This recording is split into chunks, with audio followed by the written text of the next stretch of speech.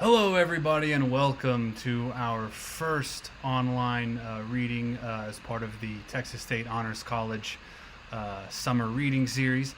Tonight, we have a special treat for you. It is a feature length play written by Texas State Honors College student David Ritch. And I'd like now to take the time to bring the cast up so they can introduce themselves to you.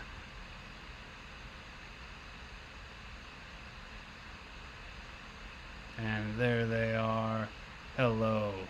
All right, cast, take it away. Starting with the lucky man. Cool. Hi, my name is Chris Brown, and I am going to be reading for The Lucky Man. Thank you. And Maxwell. Hi everybody, I am John Michael Hoke. I'll be reading for Maxwell. Bailey. Hi everybody, I'm Wallace Brown. I'll be reading for the role of Bailey Donahue. Franklin. Hi, I'm Nick Muller, and I'll be reading for the role of Franklin. And Merrick. Hi, I'm Merrick. I'll be reading for the stage directions. And Daisy, Rachel, and Lucy. Hi, I'm Grace Hickey, and I'll be reading for Daisy, And Janice Lee. Rachel, and Lucy. And Janice Lee. Hi everyone, I'm Devin Kalsa and I'll be reading for Janice Lee. All right. Thank you so much, cast, for volunteering your time and talent. Now I'd like to bring forth the playwright to introduce himself. So, where are you at, Inkslinger? Okay. Hello, I'm David Ritch. I wrote the thing. I've been working on this for a little over a year, and I'm just really happy and glad that all of y'all were able to come in here and help me do this. And thanks to Jordan for setting it up, and for the Honors College for hosting it and all of that. And yeah, I think it's gonna be a fun time. And I really would like to just hear what you think. Yeah. Yes, thank you. And on that, so we have the comments section open, so feel free to drop a comment as the thing's going, any questions you might have. And if after the reading, there will be a quick sort of feedback, sort of talkback session where we will address some of those comments, some of those questions.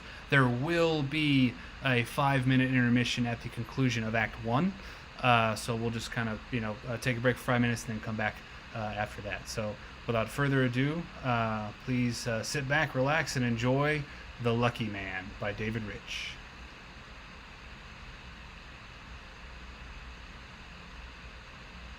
Act 1, Scene 1, 1910's Soapbox. Lights up. Maxwell stands behind a large painted poster that reads, The Lucky Man, 8 o'clock. Bailey enters and struts in front of Maxwell. What a nice day. I really would love to see a show tonight at 8 o'clock. Madam, you're in luck! We've got one here for you tonight. Ladies and gents, fulfill your wildest dreams and see magical feats. 3 colorful housewives enter, Daisy, Lucy, and Rachel.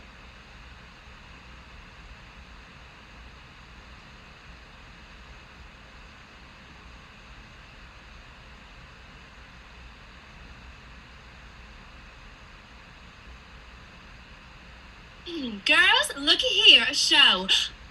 Oh, I love a good performance.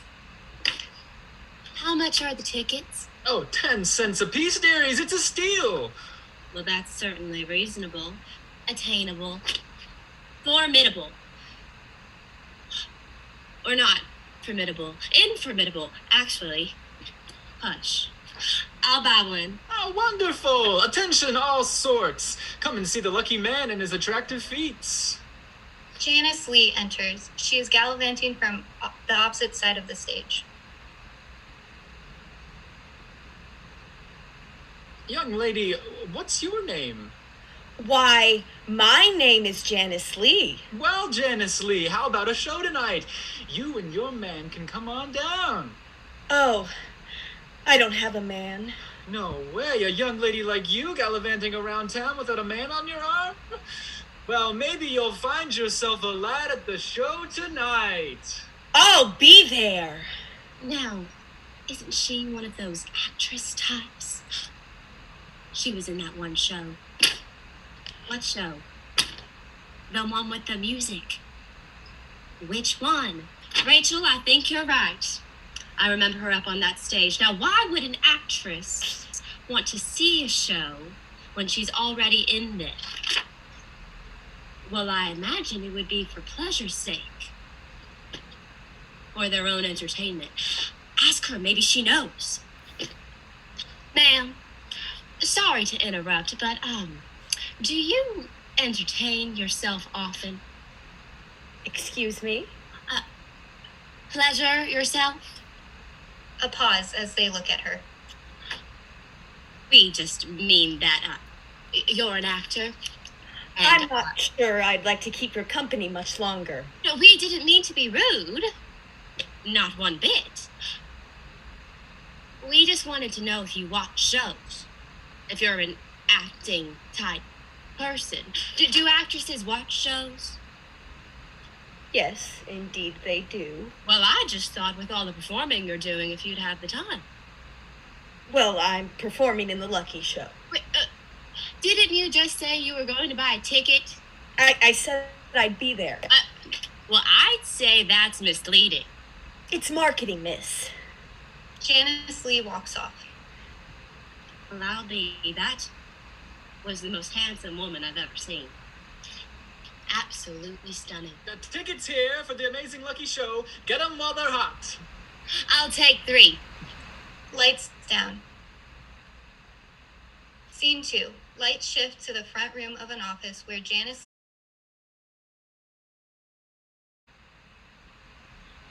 What is it about the gray sky that makes you just want to kick something? There. My father told me once that gray skies are like a blanket on the world. Except it's more of a backwards kind of blanket that you put on and you just get colder. Who on earth would buy a backwards blanket? I'm sure they'd enjoy it somewhere hot or somewhere cold, but not as cold as an individual might prefer. Huh? I'm just saying, if you're from Siberia, then our weather won't be cold in the slightest. This is their summer, you know. I still want to kick something. It's not ladylike to kick things. Maybe not, but your face is a welcome target right about now. Bailey! Coming, Max. Bailey starts off stage. Damn. She piddles around the room, she kicks something, pauses, and picks it back up. It's the gray skies. She slumps down into a chair. Bailey enters with Maxwell on her arm. Oh, Max, tell Jan what you just told me. What? I got you two a gig. Isn't it wonderful, Janice Lee? It's a shiny gentleman called the Lucky Man. He saw you two singing at the cabaret last week and wants you two to be his lucky stars. We're gonna be rich. Really? Is this a paid gig? You bet. I got Bailey in on it too. You're both gonna be the greatest thing that ever hit the off-Broadway. More like off. We get it. But it's better than our past few gigs. We've been scraping the bottom of the barrel and we found gold. Oh, can you think of it, Jan? You won't have to think of it for long. He wants you at the show tomorrow. When? 8 o'clock sharp. That's not enough time. I can't learn lines and dances and whatever else he'll want us to do. Oh, he'll want me to sing. What if my voice cracks? What if I do that thing where my face goes all wonky when I'm not paying attention? Like that, Bailey? You've seen when my face does that. Right? Relax. She puts her hands on Janice Lee's shoulders. You are Janice Lee, the greatest great to ever be. Don't beat yourself up. We'll make time. For now, just keep your head on straight. I'll go talk to Franklin. There's some leftover champagne from last week if you want it. Celebrate! He kisses Bailey and then leaves. Isn't it grand?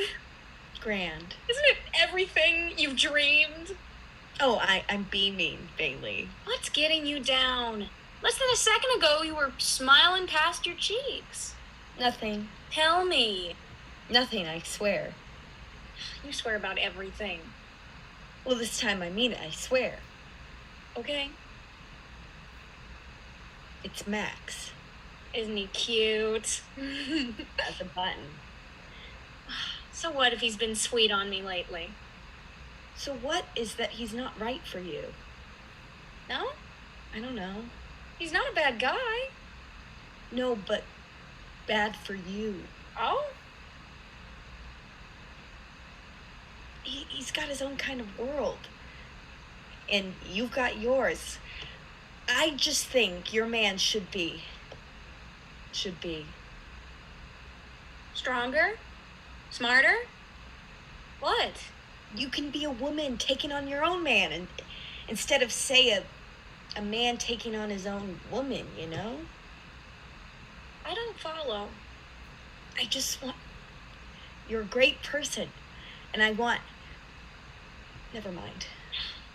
Thank you, dear, for letting me know how you feel. I love that you're always looking out for me, like a mama bird. But I think it's time you look up for once in your life. Take things for their positive side. Optimism. Sorry, I wasn't trying to be negative. I've been wanting to tell you about him and you. Janice Lee, are you jealous of Max and I? Well... You are. You're blushing. Look at you, Miss Bashful. Hush. Oh, you're charming enough. I'll bet every penny there is that if you find yourself someone smart and upright like you won't need to pine for long. I'm not pining. Isn't there a guy uptown you've been eyeing? A guy? You were talking last week about a fella. Oh, yes, right. Go for him. The world is an oyster with pearls and all, and nobody's gonna turn you down. And it's not like you can't draw a crowd. If I recall, Franklin had been admiring you like a portrait in the Louvre. Shouldn't they approach me first? You can't expect men to appear out of thin air unprompted. A knock on the door. Unless this is your mystery man. They open the door to reveal a tall, charming, handsome gentleman in a top hat who has already blasted past them into the room with grace. This is the lucky man. Good day, good day. Excuse me.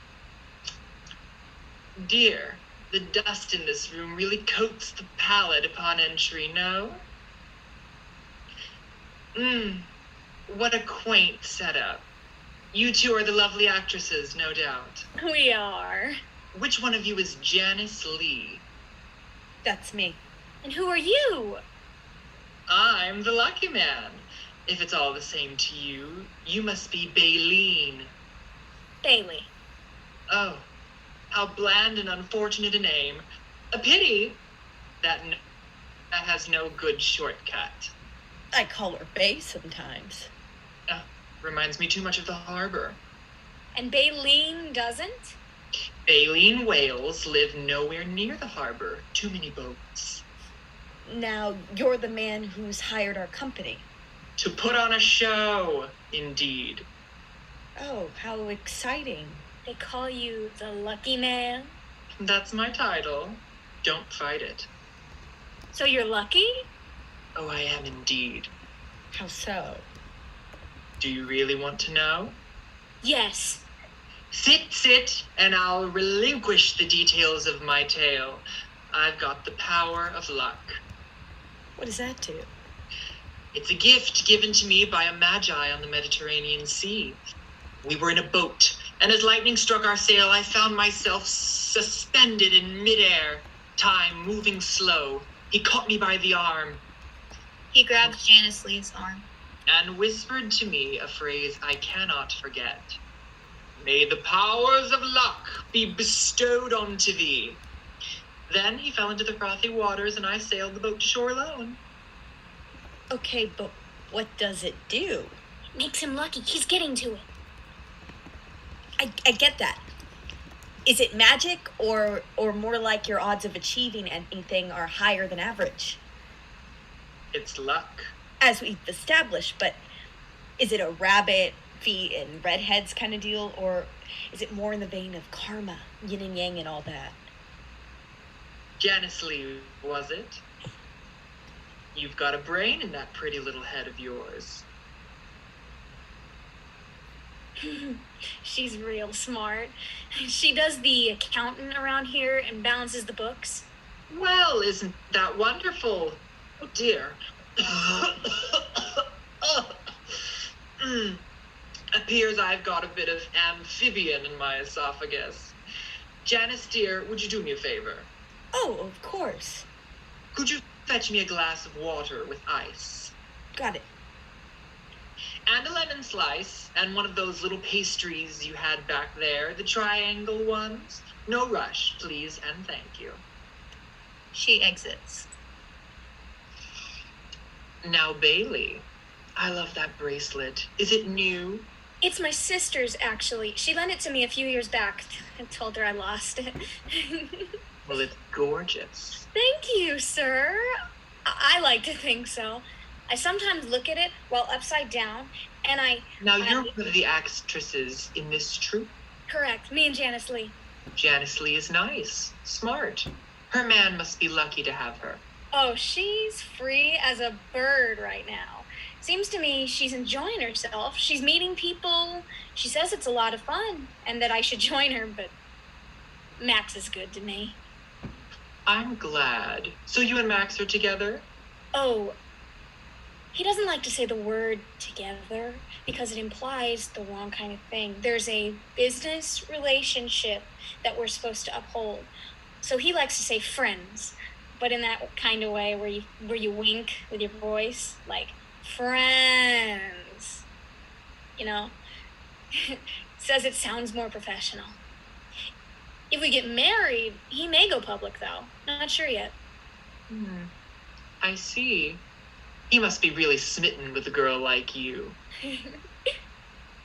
Janice Lee steps into the room with the water, but steps out in order to eavesdrop. Real sweet, he is. Sends me lots of gifts. I like the kinds of gifts you get where they're wrapped real tight to the shape of the gift so that I know what it is. That way I don't have to wonder for very long. Tell me more about Janice Lee. Oh, she's smart. Got her head in whatever the opposite of the clouds is. Well, the dirt, I guess. She never stops thinking about the problems. With work, with me, with the people we meet on the street. Some call it judgmental. I like to call it aggressive courtesy. Because she means well. She just gets all antsy about things. Thinks too much. I say she just needs a good gentleman. It's amazing how one man can affect a girl's life. She talks to me all the time about this guy she knows from cross town. It's funny to me because his name is Bailey also. It's one of those types of names that boys can get to. Isn't that the most interesting thing? I have a friend named Lou who's the same way. Have you met him? Lou? She's a woman. That's what I mean by it can go either way. Louise or Louis. No, I meant Bailey. Oh, no. Says he's too busy with work and everything. She can only see him on Friday evenings when he gets off of work. And that's when I go to visit my mother, so I never get the chance. He seems nice enough, though. She needs someone to take care of her. Well, I'm happy that she's finding a guy, all right? I like you, Bailey. Are you excited for the show? Oh, am I ever? I hope we get to sing because Janice Lee and I have been practicing a little thing. Hold on. Janice? Janice Lee? Hold on. Bailey swings the door open. Sorry it took so long. I had trouble finding the lemon. The lucky man grabs the water out of her hand and turns to Bailey. You were saying... Right. Janice Lee. You know the song? The one we worked on? Blue Waves are the other one. The other one. Don't tell me you're about to sing. We have it all ready and prepared. Ready? They perform a rendition of Good Evening Caroline by Billy Murray.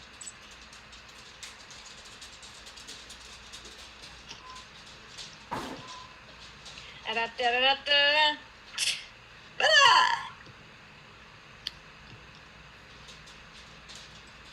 Beat.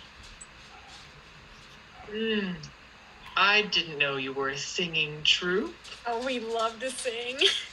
The last time I had singers in my troupe, I found myself tap dancing, and I don't know what's more humiliating, Me tap dancing or how good I am at it? I'm sure the world would love to see you tap dance. It's my least favorite type of dancing.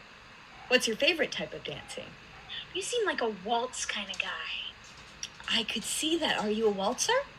I've had my fair share. I don't believe you. Well, I guess I'll demonstrate. He pulls Janice Lee by the waist into a waltz.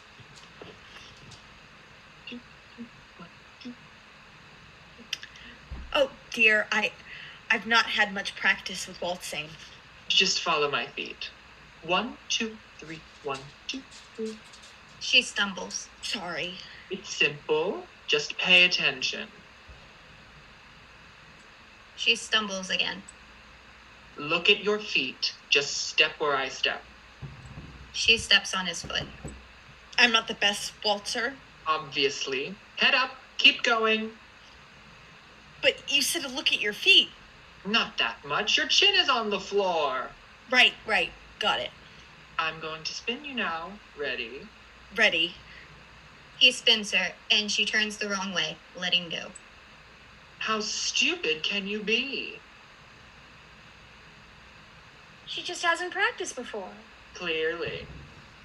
He pushes her off of him and goes to grab Bailey by the waist. Maxwell enters suddenly. Whoa, hey, how things moving in here? Swimmingly, Max. I was just demonstrating my waltzing prowess to the girls here. Well, I'm sure you know how to tap your feet, sir. Janice, how are you? I'm all right. Have you been introduced properly yet? Lucky Man, Janice Lee, Bailey, the Lucky Man. We're acquainted. Good. Hey, Lucky Man, if you could step into the office, we just need your John Hancock. Sure. Have a good day, ladies. The men exit. So that's the lucky man. He's a rough character. He's handsome. If weasels were handsome. Hey, give him a chance. He's lucky. He tossed me to the ground. I would too if you scuffed my $5 Oxfords. I didn't mean to. I can't help shoe-stepping when I'm dancing. Have you really never done any waltzing before? I'm not a waltzer. Well, get that dust off your arm, and I'll show you how it's done. Mrs. I know everything. Bailey puts her hand on Janice's waist, and they begin to waltz. Bailey leads magnificently. They are now dancing effortlessly across the stage. This goes on for a while. Then, without interrupting their dance, Franklin storms out of another room with Maxwell on his heels. Dancing continues in the background. It's $100 a month. Split 4 ways is 25. 20 if we want to put some back into the company. $20 A is... living wage. For you, maybe. I don't feel like scraping by every month. It's $100. When was the last time you were guaranteed a paycheck? How do we know he won't use us for our time and talent, grab the money, and then split to the next town over on payday? He's already paid us in full for our time on the streets. If that's not reputable behavior, then what is? I can't believe this. I leave for a month. A month! And you have the audacity to partner with some carny? The Lucky Man is no carny. He's a genuine man I've seen in my life. After the last gig flopped and everyone left, I can barely keep my head above water. Have you asked Jan? Or Bailey? Or are we just going to throw them into this? It's a great opportunity, and they're just employees. The only ones we've got left. And what about Bailey? Is she just an employee? It's a business relationship. Huh. Oh, don't be so coy. It's not like you haven't been eyeing Janice Lee and every other frill that walks by. What does it matter where my eyes go? I'm not hovering all around them with our arms entangled like octopuses. Yeah, sure, we're friendly with each other, but that's neither here nor there. Well, where is it then? Outside of this conversation, where you should be going. Are you trying to push me out the door? Well, you sure don't seem happy to be here, do you? I might be if you gave me the time of day. Every time I do, it seems you waste every second of it criticizing my personal life. I thought it was a business relationship. It is. That's a bit confusing. If it's a business relationship, then I ought to be able to inquire about it. I frankly don't see a reason. Do you remember who got you this building? The one who files your paperwork. I'm the co-owner of this business, and it's not like I'm so expendable. I thank you very much for your diligence, but we've got Janice Lee balancing the books. Now can't you go? Why are you so angry? I'm not. Well, you're being vindictive. Hadn't noticed. Max, You left me in the dust. I had to find work somewhere. I told you I had to go visit my mother. You didn't have to. You wanted to. Oh, it was her birthday, and I'm not sure how many more she's gonna have. You could have waited until we found more work. The last job fell through and 3 people quit. It's near on impossible to sell a 2-person cabaret. While we were at our lowest, you ran off for who knows how long. 1 month. Sure, and in that month I couldn't afford food, let alone feed Bailey or Janice Lee. Well, you clearly didn't struggle for that long. The lucky man saved us while you were off playing Mama's favorite.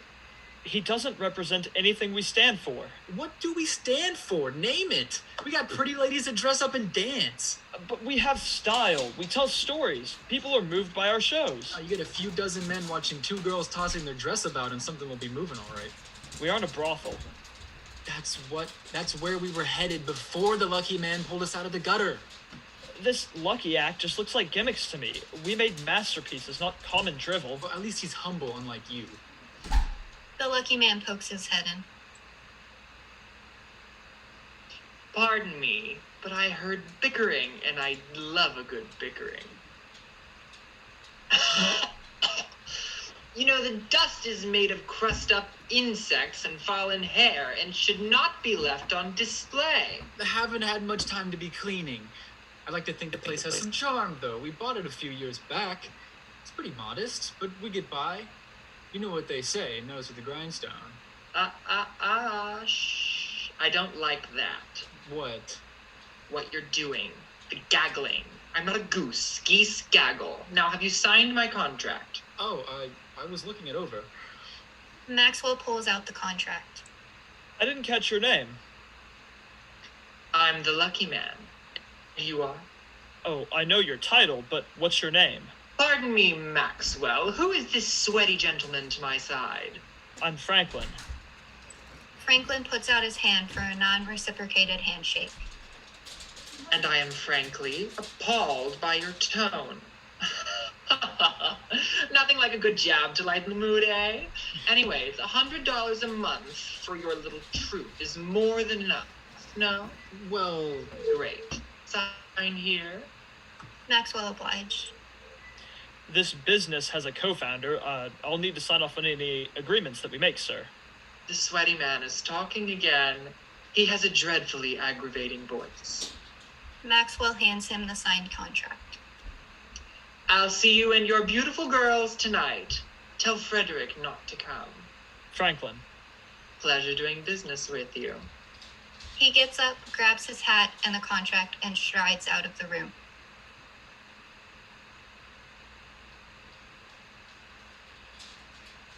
What the hell was that?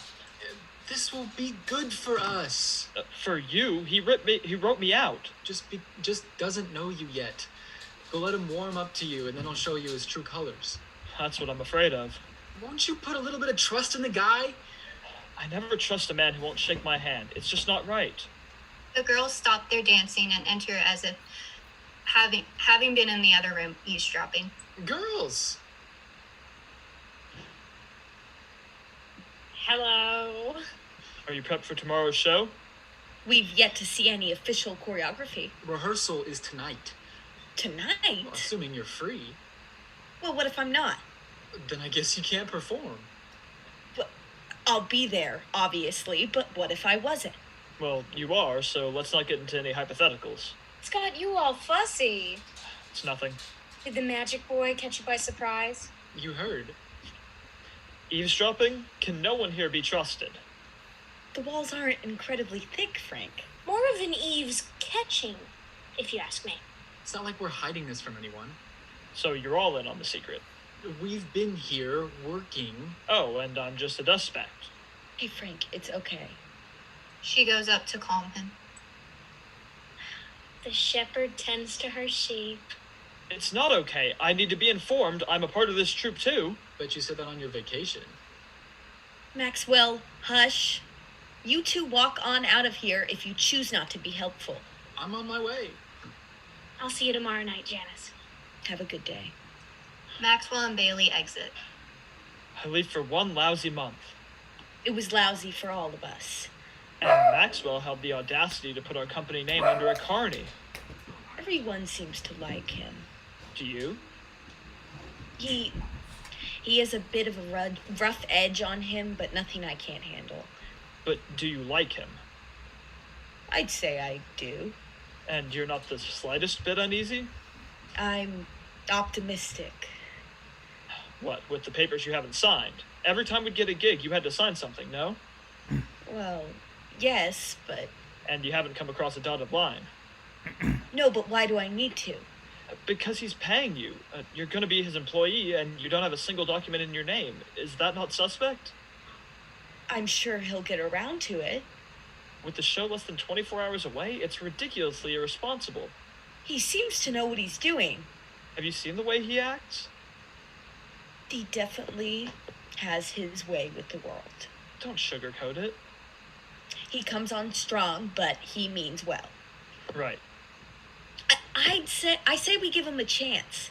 He's clearly got nowhere to go if he's coming to us to perform his main event. You think? I do think, and that's where my thinking's led me. No, I never got to ask. How was Pennsylvania? Oh, lots of trees. I meant your family, Frank. Same as always. Be a real businessman like your brother, or buy a cow and live on a farm alone like your uncle. They'd rather I sell milk door to door than run this phony business. You are running a real business. Tell your ma that. Tell her that the lucky man has chosen her boy to be his manager.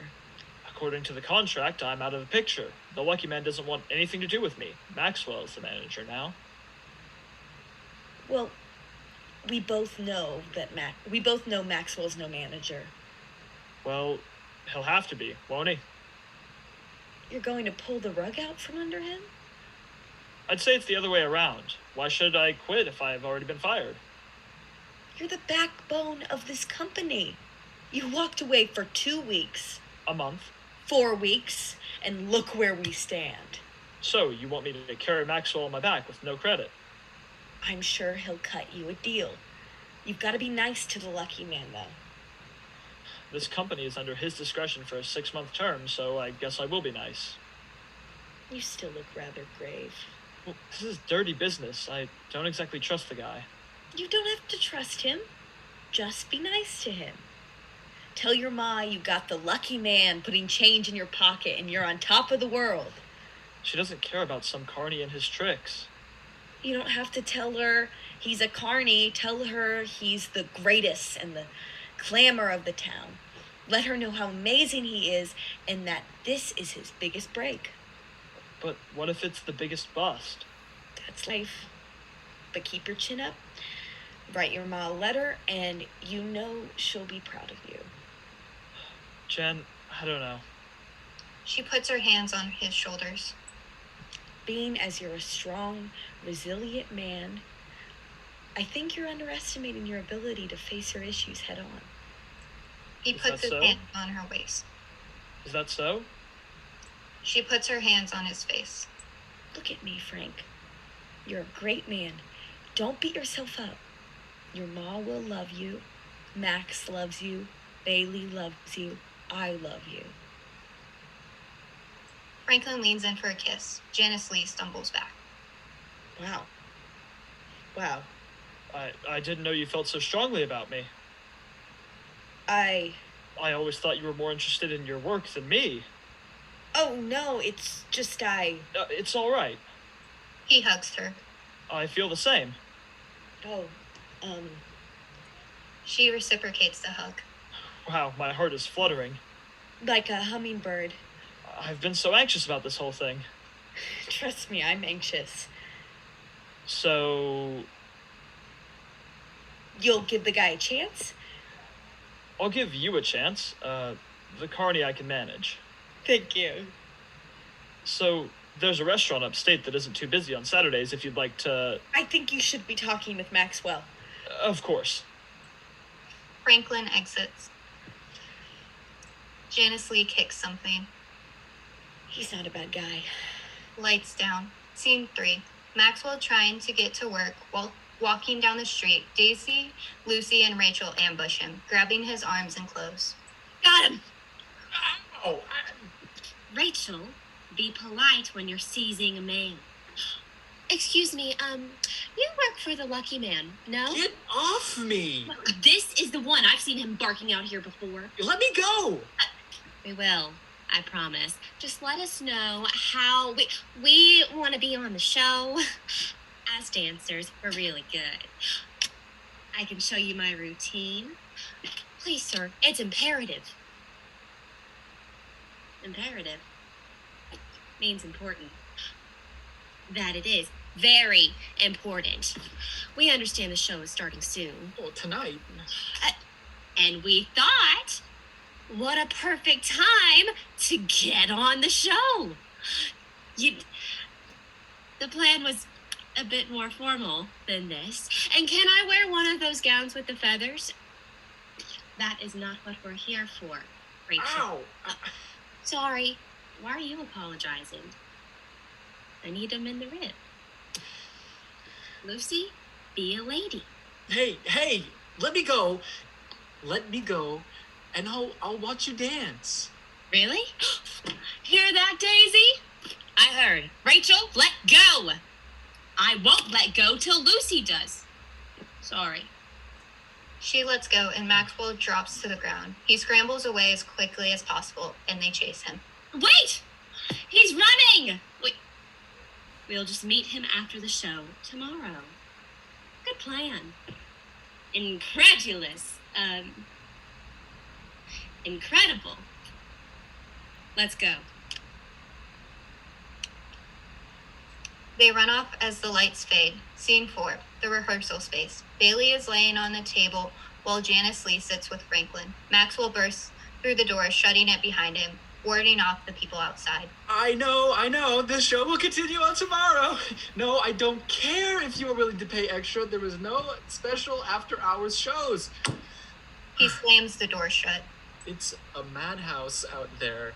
The new show's been up 2 weeks, and it's already stirring up a mania. You can't get through that door without 6 million souls pulling on the edges of your coat. You're late, darling. I'm not the one rehearsing. Where's Lucky? The Lucky Man strides in with not a scratch on him.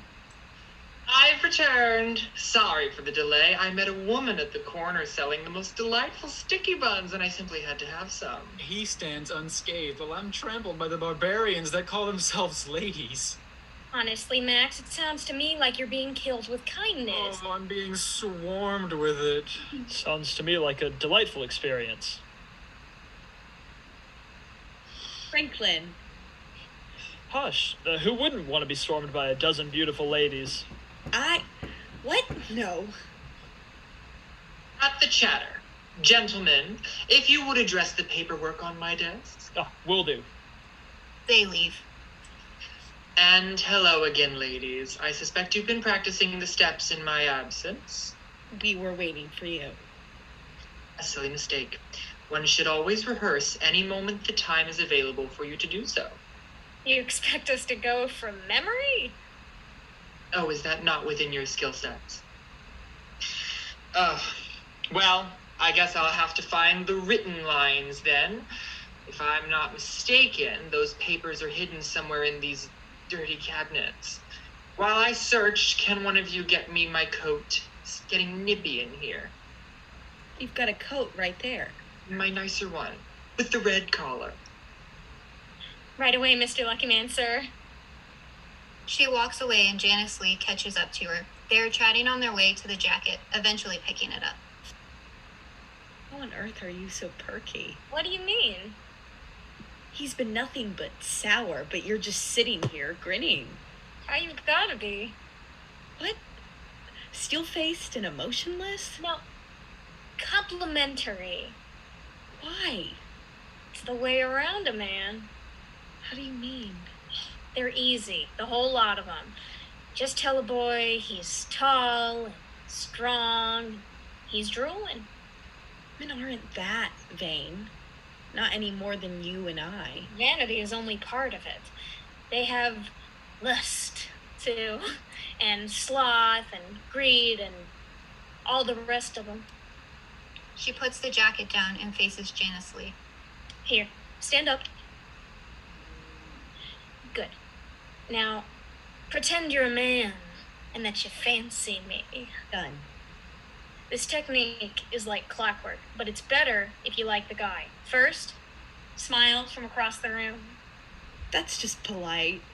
No, smile like this. Oh gosh. It really draws a fella in, don't you think? I'll bet.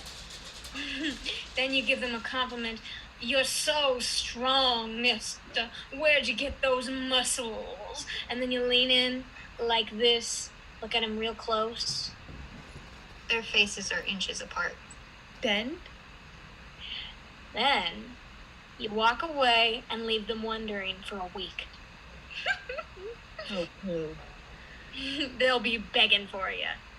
I'm sure they will, but why on earth can't I just be honest? Honesty is like red wine.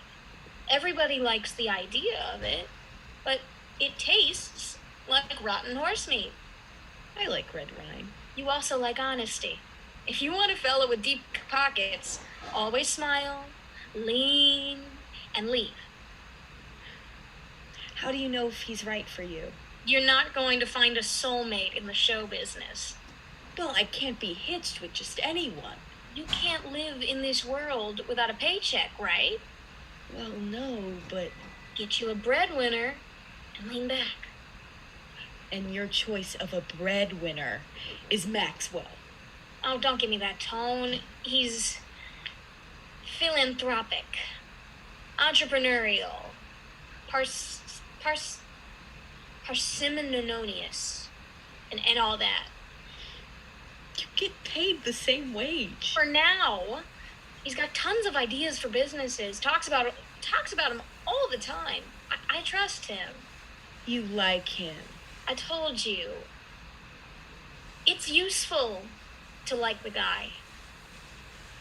No, but you fancy him for him, don't you? Not for his wallet? I'm just saying, I know the money's where it's at. Bailey, we're actresses. And the lucky boy is our boss. We want the dough, we put on a show. Simple math. I just don't see how you can be nice to him. You need the money, no? Of course. And if he dropped you, what would you do? I don't know. You don't have much in the way of assets, so... I guess I have an obligation. Obligation to smile? Smile and lean. I got it. Good. I have trouble looking at him in the face. Helps if you pretend he's someone else. Franklin, perhaps? Janice jabs Bailey. The lucky man cuts into their conversation. I heard my name. You two lovelies chatting about me. I'm just excited for your show. And talking about how good you are. Well, if you think I'm good, then you've gotten me my jacket. We were only talking. And left me wanting for a coat. We got your jacket. We were just chatting a bit before... Oh, can poor Bailey not talk and walk at the same time? Excuse me, she's capable. Oh, so you're the weak link. What? I didn't say that. It's one of you two. We were just about to get it. I'm sure. And in the meantime, I think it's important that I make sure that you two lovelies are capable of basic human function. If I had known it was so urgent, I would have ran. Oh, I'm so sorry, lucky man. Sir, we won't do it again. Walk to the wall and talk to me while you're doing it. I'm sorry? No need for apologies. Walk. Why? I want to see if you can. Can what? Walk and talk? What do I say? I don't know. Describe your experience. The sights, the smells. I'm perfectly able to. I don't think you can. I can, but... I see a lot of talking and not a lot of walking, dearie. I can't have simpletons who can't even walk and talk at the same time being in my shows. What? Do it or you're gone. She hesitates. He gestures to the wall. She then heads towards it. I can't hear you talking. I'm at the wall. I'm walking and talking. I am passing the desk. I am turning around. She returns. I'm so proud. Was that hard? Now stop gossiping and hand me the coat. She does so begrudgingly. He snags it from her hand. Here is your choreography. I won't fuss with incompetence anymore tonight. He hands off the papers and briskly exits. Franklin has witnessed this from the shadows and approaches her. That's what you call well-meaning? I don't know. He talks to you like a dog. Just being particular. I've handled worse. And that means she must also? I didn't say that. You implied it. Janice, how do you feel? Unusual. Babe, you've just got to know how to keep him from walking all over you. Well, you shouldn't have to do that. So what am I going to do then? Starve? Go work somewhere else? This is your business. So what? I've been all but fired from it. I've been sending in papers seeking secondary employment since this started. Join me. So you've given up? I've moved on. You should too. I live in a hostel. Frank, I'm walking on thin ice, and when it breaks, I'm homeless. I've got a buddy who does work in the factories, and he's looking for nimble fingers, and he pays damn good money too. Real tycoon. This is the only thing I know. It's been 2 weeks. Not the Lucky Show. Acting. It's all I know. But do you really want to act when this sleazy no-good's running shop? Well, He's just a small hurdle. This is your career. I don't know. Oh, don't try to reel her back in just because you're nervous on your own. Oh, this has nothing to do with me. Oh, right. So your altruism is what's making you do this. Yes. Whereas the only reason you'd be here is because you're so arrogant as to think that you know what's best for her.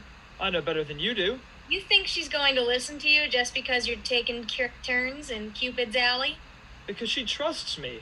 Oh, so I'm not trustworthy, is that it? Janice, overwhelmed, storms off. Now look what's happened. Christ. Janice runs out to the street where the lucky man waits on a bench. She sits next to him, a distance apart. Lovely night tonight. I apologize for being brazen. It's often a tactic required to maintain order. You seem like a sweet girl. Brains are a nice thing for a young woman to have. You balance the books, no? Good. That takes skill, and since Frederick refuses to step off his high horse, he'll most likely ride it out of town soon enough. The lucky man moves closer. Oh, I adore this brooch you've got on. It was my mother's. Like you. Have you ever seen yourself in the lamplight? Not often, no. Well, it's a sight worth beholding. Why did you push me? When? When we were dancing. Oh, I was startled, dear. You had scuffed my Oxfords. Your Oxfords, yeah. So you know a good shoe when you see one. Well, Bailey noticed it. I just... Let's not discuss Bailey. Sorry. No issue. Why are you on this bench? Awaiting a taxi. I don't fancy walking in the dark.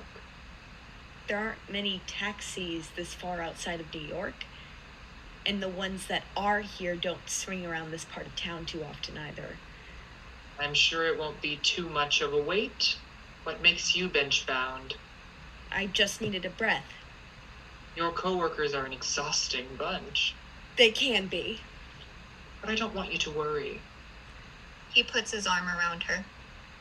I appreciate the work you do, and I'm sure they do too. Everything just feels wrong. I understand. It's the nature of business. You'll have your low days, but they'll be followed by some higher ones. I promise that if you put in the work for my show, you won't have to worry much at all. Thank you. Oh, look at you, poor thing. You're shivering. Here, He gives her his red coat. that should be warmer. But this is your nice coat. It's just red, dear. Return it to me tomorrow. Thank you. Call me lucky. The curtains close.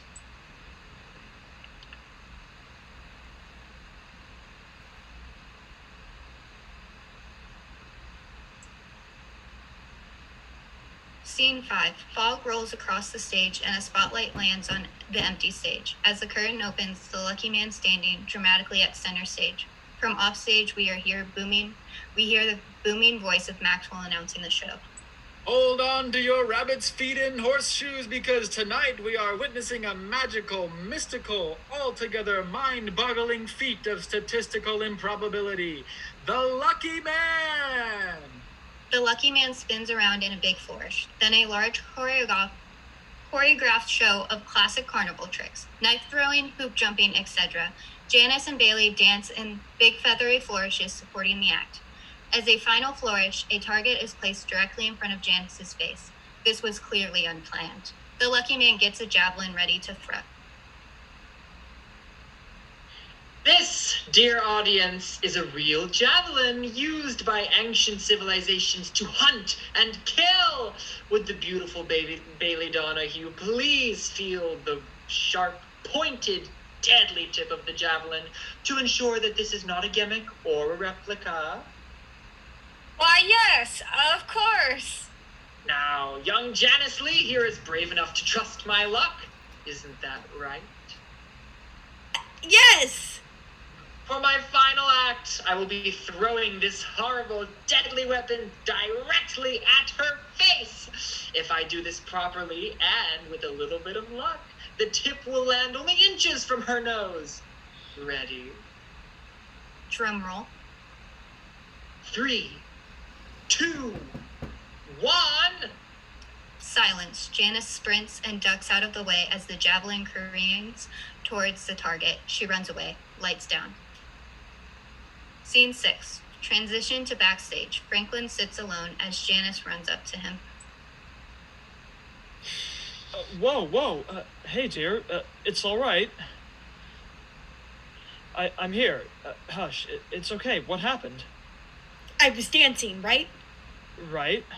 And I was doing my flips and swirls and things, looking pretty, you know? I do. And out of nowhere, he pulls out this javelin. Like a spear? Yeah, pointed sharp. He threw it at me. Hey, you're safe now. Shh. The lucky man bursts in, and she jolts to her feet. Bailey follows. How dare you? I'm sorry. Oh, quit with the tears. Who do you think you are? I hire you onto my show with my money, and you ruin the final act. You good-for-nothing ass. People pay to see daring. They pay to see different. They don't pay to see you cower. If you don't trust me, they won't trust me, and then they won't trust my act. They'll think I'm some kind of... Carney? Mr. Lucky Man, sir, I don't want to put words in her mouth, but I don't think she realized she'd be put so directly into danger, sir. Oh, don't get me started on you. You kept spinning your dress, dancing around, and stealing everyone's attention. I cannot believe I trusted this troupe to run my show. I can't believe I trusted some stupid little... Maxwell enters. Excuse me, sir. These idiots you call actresses are the worst thing that's ever happened to me in my show. Well, you're not backing out on us, If it's another show like this, I may have to. but you'll give us another chance. Maxwell, I'll give you the chance. I don't know if I can handle this. It's too much all at once, and We'll take it.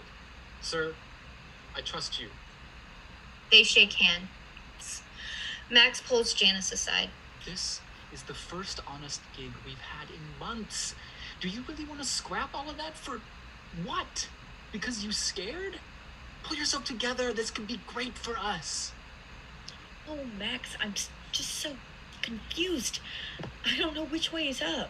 You're all right, doll. It's gonna turn out fine. He's new to us and we're new to him. We'll grow together. This is ridiculous. Oh, come to argue, have we, Frank? I cannot believe the stunt that you pulled today. Thank you.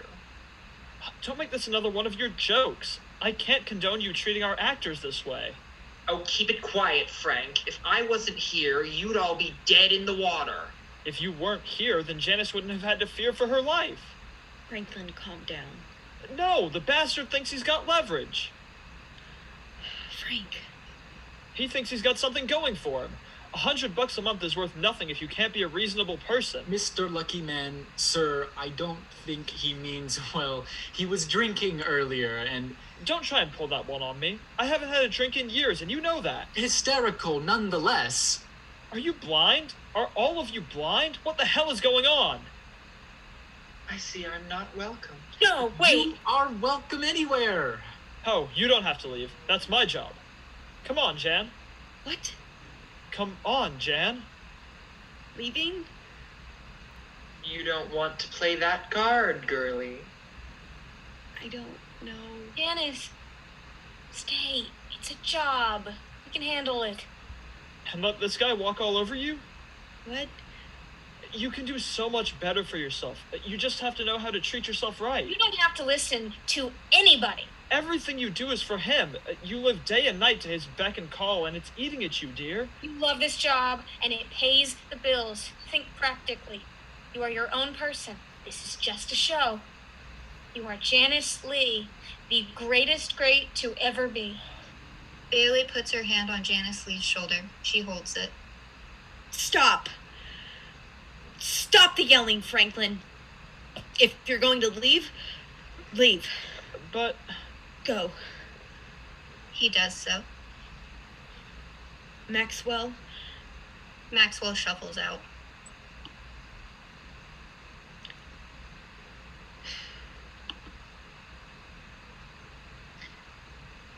I believe we have a number of issues to discuss before. please. You'll have the hour. He strides out. Janice collapses. You're not gonna let one deadly weapon ruin your night, are you? I'm not made of steel. But you've got enough gumption to where you might as well be. Still chipper as ever, are you? You know it. Grinning and bearing. You don't have to. You're here. You mean that? Oh, I do, dear. What are you thinking? Nothing. I see the clock's ticking in there. You're thinking of something real smart, aren't you? Bailey. See, I've got you grinning. You weren't doing that a minute back. I don't feel very grinny. 'Cause your head is stuck in the dirt. Huh? Like an ostrich. Clunk! She mimics an ostrich. Oh. You're thinking too much. Well, can't you think for me? Honey, if your brain is the Big Ben, then I'm a sundial. And that got millions of people through the days for thousands of years. Well, you know where I stand. Do you think I should stay? Franklin's an entrepreneur. He can drop and swap jobs like that. Us, we're... Women? And that means we have to work smarter. Pretty soon you're going to be outside the courthouse with a banner and a patch. Watch me. But he says he's got a factory job all lined up. You want your fingers to fall off? Well, no. There's a reason those jobs always have vacancies. Well, I don't have to work there, per se. Just stick with it. You'll be all right. You want me to stay because... Because I care about you, Jan. Oh. I do. You're real special. You've got a dream, and too many people are running out of those these days. Well, it seems that my dreams come with a harsher reality than I'd hoped for. And so your new dream is Franklin? He's good to me. Well, you don't seem very happy with him. What makes you say that? You barely look at the guy. I'm happy. I can have a good life. Living on scraps in the back of a streetcar? You are better. It's how I want to live. This is my new dream. New dream. So you're keeping your head in the dirt, but the rest of you is dangling up towards the sky. I just want... something. Love? Maybe. You've got the guy uptown you're clearly brushing tails with, and Lord knows what you and Franklin do living in the same building. Stop it. There's no one. Stop it. You're gonna surrender your life to love a couple of garden variety yahoos? It's not them. Someone else on your butcher's block? Is it the lucky man? Oh, heaven forbid you have to maintain a business relationship. It's you! What? It's always been you. You.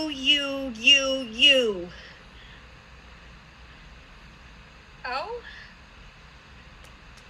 Your clever quips, the way you calm me down, your laugh and your bitter confidence.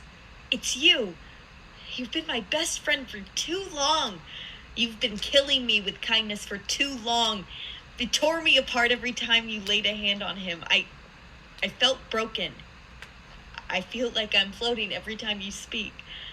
I feel like I'm led every time I respond. I think to myself, how could I ever be like her?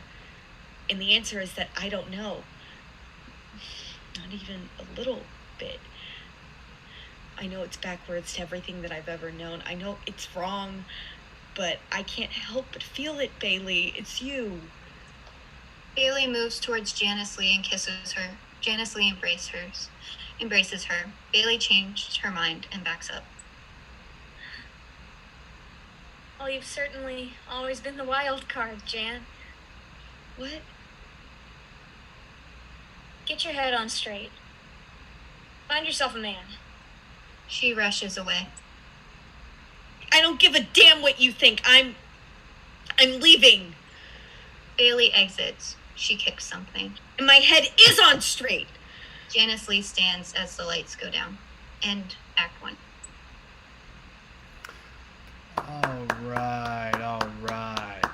So that concludes Act 1. We are going to take a 5-minute intermission. We're going to be back here at 8:10 for Act 2. So see you all back here in about 5 minutes. We'll start promptly at 8:10. Thank you.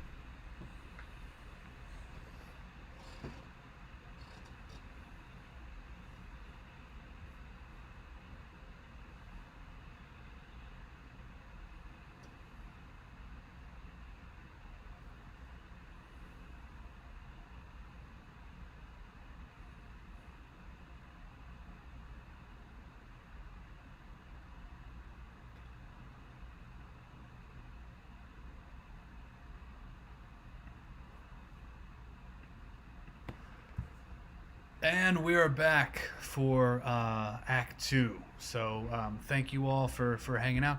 And without further ado, the conclusion of The Lucky Man by David Ritch. Act 2, Scene 1. Franklin sits alone at a desk, working. It's been a couple of weeks. Janice Lee enters. Ask me to marry you. Whoa! Go ahead. We don't need rings or anything. We can work that out later. Ask me to marry you. How about good afternoon? How was your day? It was fantastic or terrible. Whatever it is you need to hear from me. Why now? Why so rushed? I can't bear the thought of being without you. I want to hold you and look into your eyes and all that, the sappy stuff in the world.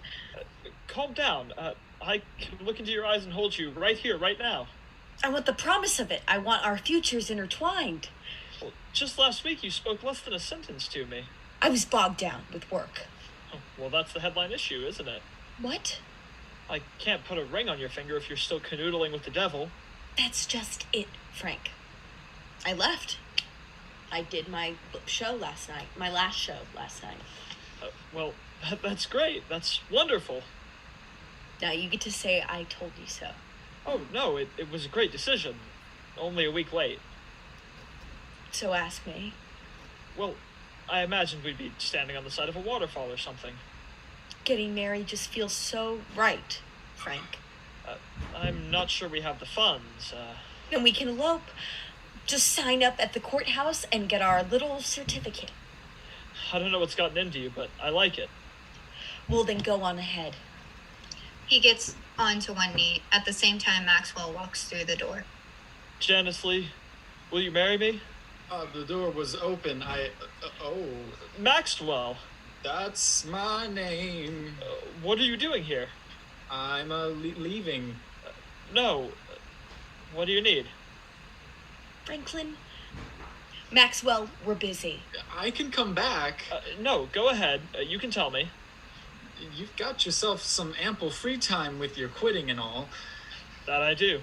I was thinking, we've still got outfits and everything up to our ears. I know I'm still caught up with the Lucky Man. Oh, he's got you on strings. I think he's good at what he does. We can certainly agree on that. But I'm just itching, I tell you. Get yourself some talcum powder. Itching for business. I've got a $1 billion idea, Franklin. I think we can put our heads together like old times and you can be the man on top. Max, I really want to be done with the entrepreneurship game. It's exhausting, and almost every second of my time this past year has been caught up in it. We've been playing this game since school, Frank. It's what we do. Well, I've been thinking I want to find something simpler. There's a job I have lined up at the bank. I signed the paperwork on Monday. At the bank. I'm going to be a teller. Oh, great. When do you get your visor? Most likely on Monday as well. And that's your new dream? Setting yourself up to sit at a desk all day? Well, it makes sense, doesn't it? If you like your money cheap. How do you expect to get a decent wage as a bank teller? I didn't say money was going to be easy. You barely have the funds to elope, it seems. Well, I've considered taking over the family farm. Like your uncle? If that's what's necessary. Have you ever milked a cow? It's got more chickens than cows. How many more? Well, I'd say there's a hearty set of 30 plus chickens on that farm and a measly 3 cows. That's a perfectly normal proportion of chickens to cows. Well, it's certainly disproportionate. As are their sizes. I grew up on the farm and I know what I'm doing. Didn't you spend most of your time playing tiddlywinks with your mother? You're a mama's boy. I can handle it. Lifting plows, hay bales, crates, and pigs with nothing but your legs. Frank, when was the last time you lifted anything? Well, I carried the troop on my back. I thought you were past that, dear. Well, it keeps getting brought up in conversation. By you. And I don't find myself very keen on the prospect of being bent over a desk for 10 hours in a day. You'd rather be bent over from a broken back. Well, I'd rather not be broken. A simple solution.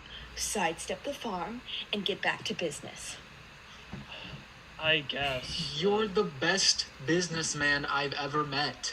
The world would be dull as a dull knife without your works. Well, I can't hardly give the bank my 2 weeks courtesy when I haven't even been there for a day, can I? This was our dream, Frank. You and I throwing our wild ideas into the world. Tell you what, I'll be banking for now, but if one of your big ideas is big enough to yank you from the Lucky Duckling's heels, then I'll consider it. You'll consider it? I'll take it. Thank you, Frank. Really, I'm looking forward to this. Now have fun serving your master. I forgot to mention, I bought these tickets. They're free admission to the Lucky Show with a snack of choice from the vendor. You expect me to see that show again? Flatter the man. I don't flatter anyone. It's a good show, regardless of politics. I'll consider. Well, if you change your mind, then please return them. Those fancy tickets cost me $3 each. I might sell mine and buy a candy bar. We roll a tight budget. I'm kidding, Max. See you soon. Au revoir. Say hello to Bailey for me. I'll say hello from the both of you. She misses you, Janice. Janice turns. Have a good night. Maxwell exits, pause, then Janice Lee clears her throat. Oh, If you're still wanting an answer, it's yes. so... So would you like to see that show tonight? Well, we've got the tickets, so I guess we're obligated. Well then, I'll see you there. See you there. Lights go dark, the curtains close. Scene 2. Before the curtain opens, the lucky man strides across.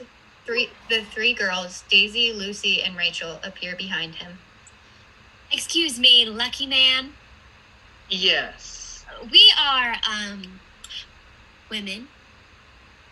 Yes. Potentially actresses, and we were hoping with all our hearts to be a part of your show. What do you mean potentially? Well, we've never acted before. Lucy, hush. Sir, we've acted plenty, just never in the professional business. We're not professional. No, we are. But you just said, no, we're not professional. Professional in the kind of way where you... Wink with your voice. Yes! I like him. That's why we're here. Could we please be dancers for your show? Oh, it would mean the world. Please? Well, ladies, you're in luck. I've got the spot for all of you. Can you learn dances quickly? As long as I have a lot of time to practice. We're pretty quick. Really quick. Sir. Good. I have a show tonight, if you'd like to start learning the steps. I'd like that very much. All right, follow after me. He begins counting. Music starts and the curtains rise. They back into the Lucky Man, the Lucky Show set, and it is now the night's show. Music. They dance for a while. And now, Bailey Donahue! Bailey is revealed and she dances. The Lucky Show is performed. The scene moves into a dream state. She hears Janice's voice echoing around her. It's you. You've been my best friend for too long. You've been killing me with kindness for too long. I know it's backwards to everything I've ever known. I know it's wrong. I can't help but feel it, Bailey. It's She walks on. you. They dance slowly. At some point, they are lifted by Daisy, Lucy, and Rachel. As the music swells, Janice disappears. Bailey loses her balance and falls. She doesn't move. Silence. The Lucky Man comes from the background and shakes her. Bailey, up! We've got a show to carry on with. Oh, would someone turn on the lights? The lights go clinical. Maxwell clambers onto the stage with Janice coming from the other direction. They approach her. Oh, darling, are you all right? Is she all right? She was dropped from 6 feet up. That doesn't mean she's 6 feet under. It means she needs some ice. Daisy returns with ice. Got it right here. Hold her head up. I know what I'm doing. then you'll hold her head up. She's got to breathe, you know. Hush, will you? Bailey, babe, wake up, will you? For me? I'll do it. She holds Bailey's head up. Is she moving? I can't see her eyes moving, but she's got breath. Think she'll be dancing soon enough. Dancing? We have a show. Ladies and gentlemen, my sincerest apologies for the delay. The show will continue presently. Can't you two drag her out of here? She needs medical help. How can you be thinking about your show? Well, I might not have to if you make this such a spectacle. Feeling biting today, are we, Max?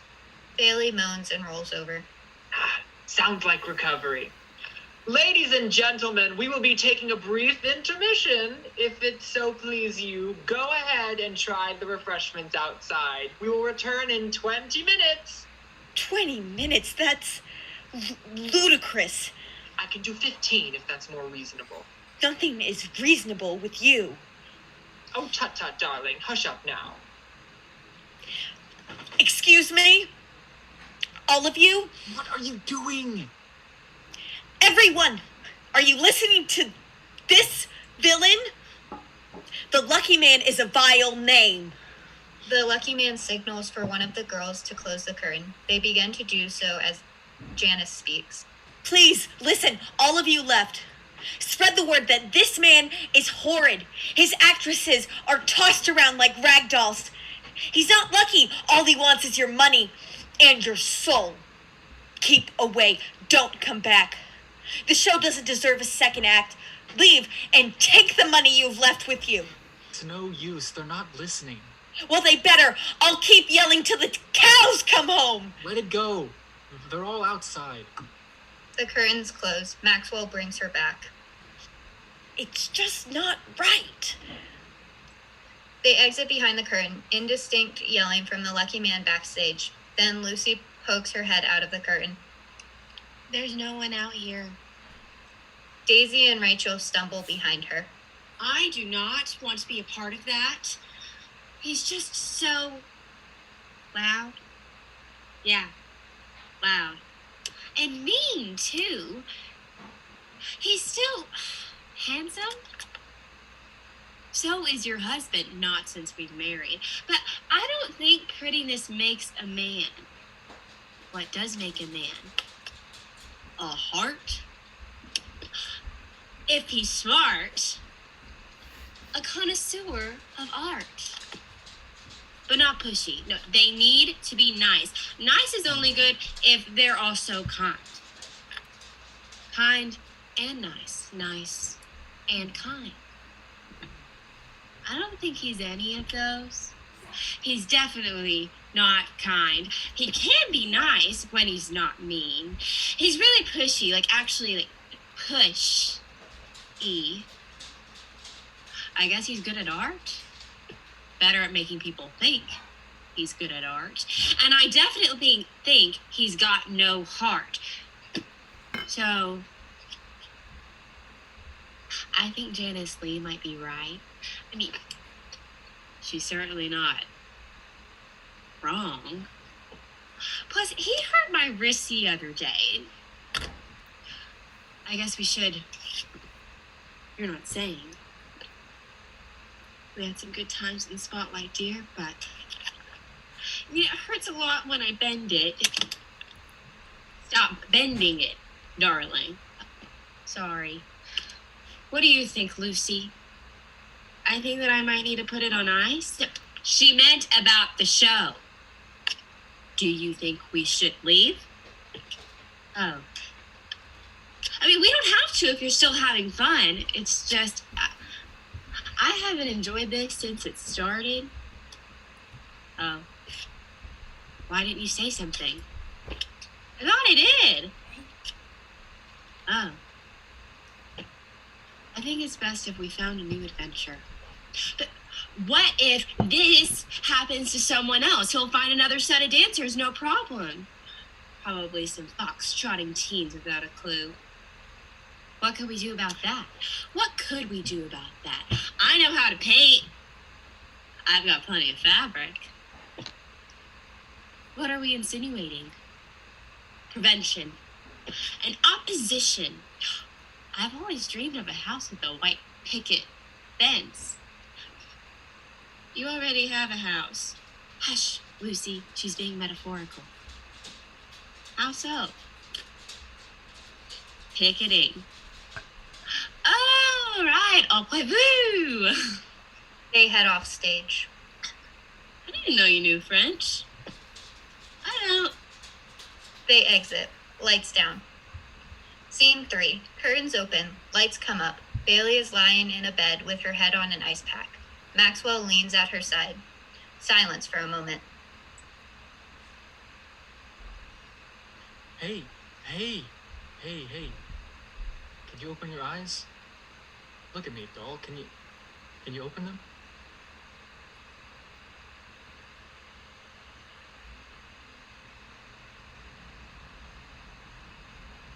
Hi. There she is. I love your eyes. Thank you. Do you remember what happened? I was dancing, That's right. and You fell. I presume that's why my head is being frozen to death. Is it too cold? I can get you a towel. Oh, would be nice. He grabs Sorry. him by a towel and places it under her head. I'm sorry, this is such a fiasco. Not your fault. Well, it is. It's not. I hired the man, He hired you. It's business. and that business nearly cut your head off. I'm feeling all right now. Careful sitting up. You don't want to faint. I feel fine, Max. You are fine. Dog. At. Mouse. I'm no mouse. Squeaking like one. Did I squeak? A little. I don't mind it. You still need the ice? Think I'm all right. Careful saying that too loud. He might hear you. Who? Lucky? We're on an intermission. He says if you recover, then it's back to dancing. Always on about that show he is. I don't think I like him very much. Me neither, I don't guess. He never seemed much of a fan of any of us. Not of me, anyway. Ever since I started pitching my own ideas. Heaven forbid he'd be unoriginal. The Lucky shtick is profitable, I'll tell you that much. What's that to say? He's shifty. Lots of money comes in, but where from? I've tried to trace the paper trails, but I'm so bad with checkbooks and tables. All I know is he's slid past a good dozen checks that are more than a bit suspect. You can go to jail for that. That's what I told him. He just said, I haven't been arrested yet, so why should I start? Go. His fiscal and physical irresponsibilities, I fear we aren't safe here. You're telling me.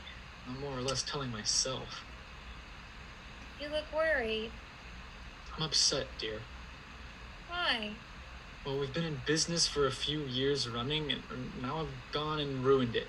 You haven't ruined anything. It's just on to bigger and better. This was the biggest and best I've ever done. And you've done it. If the last apple you pick is a rotten one, that doesn't mean you have to toss the whole basket. We had a good run, and we can move on. And what should we do?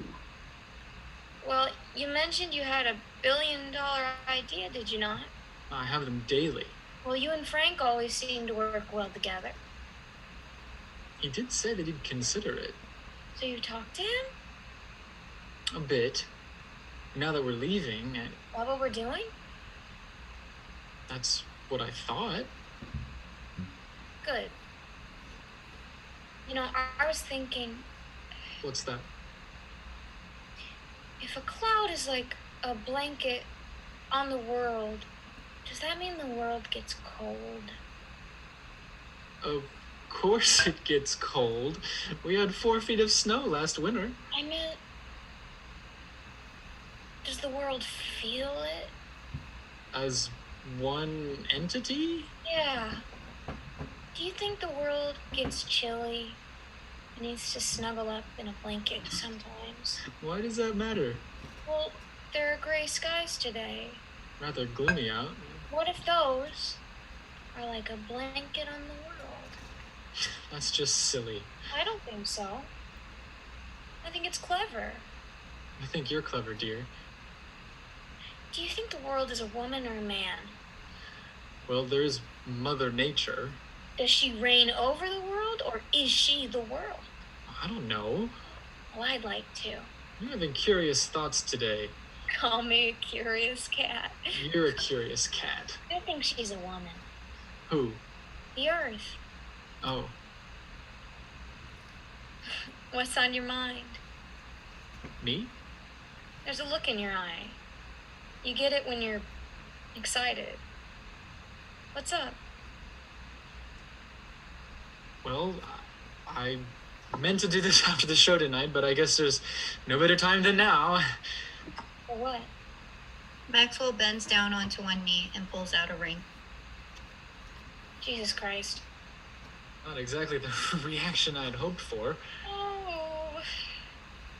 Maxwell, this is so much. I love you, Bailey. I want the world to know it. What a pretty ring. It's pure. Pure what? Ring. Maxwell, you're making me blush. So what do you say? Will you marry me? He stands. She stands with him. There's not much else in this world I'd want more. I don't. She faints. Lights change, and she is dreaming. Janice walks in. The following is a dream. Wake up. I'm up. We're late. Where to? Are you upset? No, I would like to know where I'm being taken. Wouldn't we all? Why are we late? You took the morning getting ready. I've been passed out. A lady doesn't sleep past noon. Who's to say? The earth never sleeps. I would argue that's not very ladylike either. Hurry up, you're lagging. I'm trying my hardest. The show starts in an hour, and if my hair isn't poofed like Marie Antoinette, I will cry. Don't cry, Janice. I only cry because of you. What? You. Don't do this to me. You.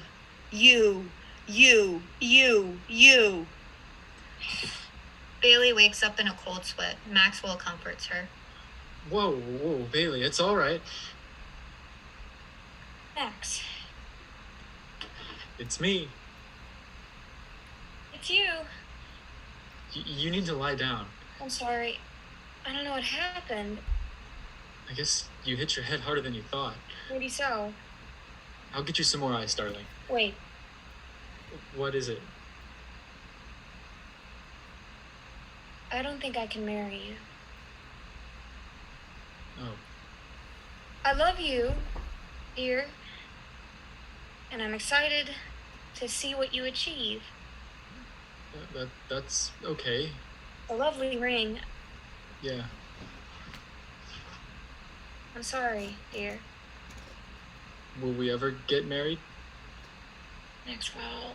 I just want to know.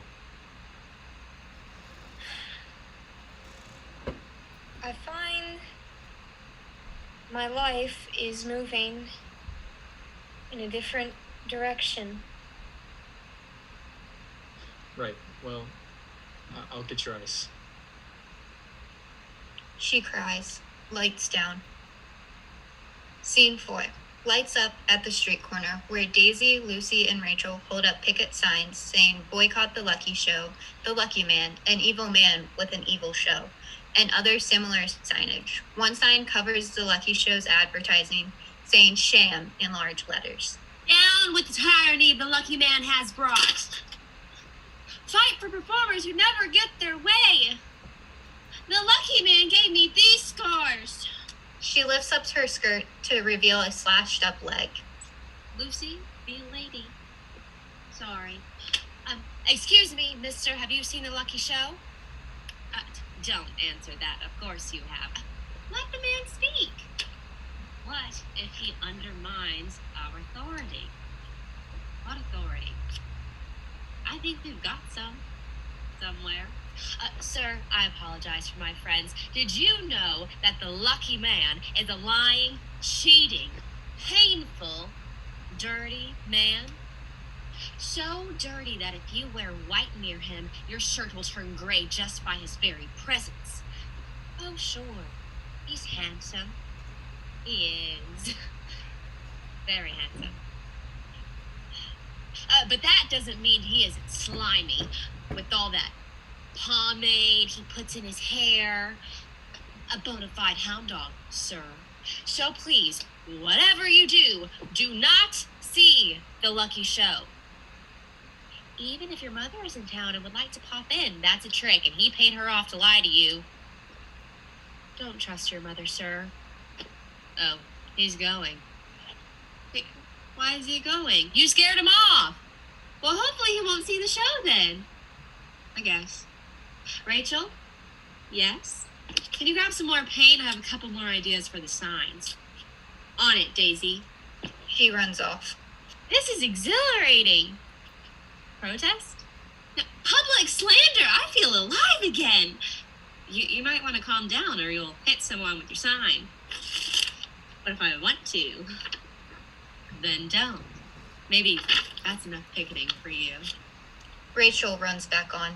You won't believe what's over at the square. A farmer's market? Lucy, no. Oh.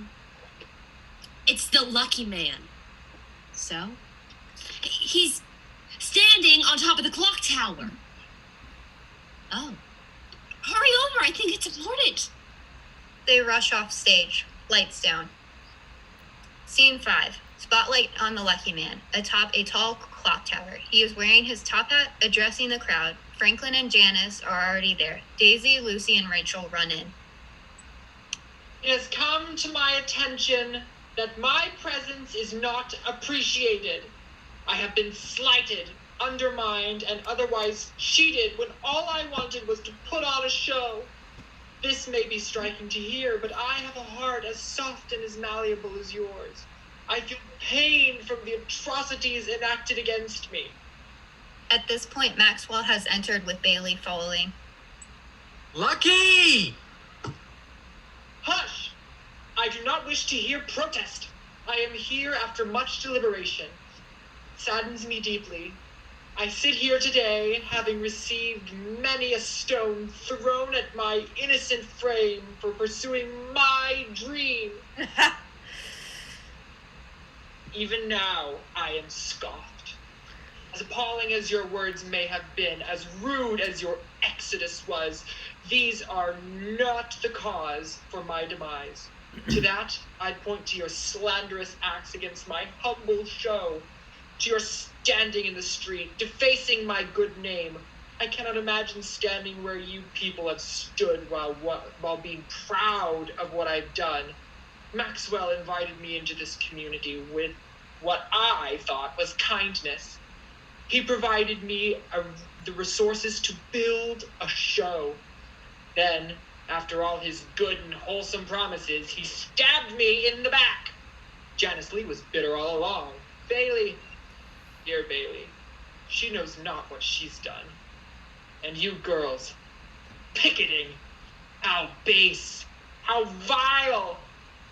You people spat in my face, rubbing it in with your heels, so in the wake of my mistreatment, I will take a permanent leave. I recognize that I am not wanted here. I am not strong enough to withstand such demonstrations. So goodbye, humble town. Goodbye, friends, partners, and enemies. I wish you all the best. He tosses off his hat and jumps from the building. A light comes up on a light post where his hat has landed perfectly. Lights down.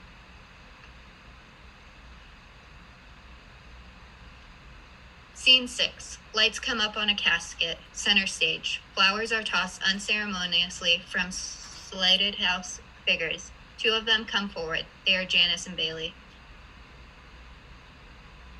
You look nice. I try my best. When's the wedding? August. It's getting ever closer. Does he make you happy? I guess so. You're always guessing. I know. Guessing gets you nowhere. So you finally got your head on straight. I guess I did. You unscrewed mine in the process. Did I now? I know it's... Soon? Yeah. A bit too late? Yeah. It's odd. Strange. Weird. There's another synonym on the tip of my tongue. Let's not play word games, dear. Sorry. Don't be. I'm glad you're here. I'm glad you're here. I'm always here. If you need me for anything. I might. So what am I supposed to do now? What do you want to do? I want to love you. You can do that miles away. Will you love me back? Only if you want me to? I do. Then yes.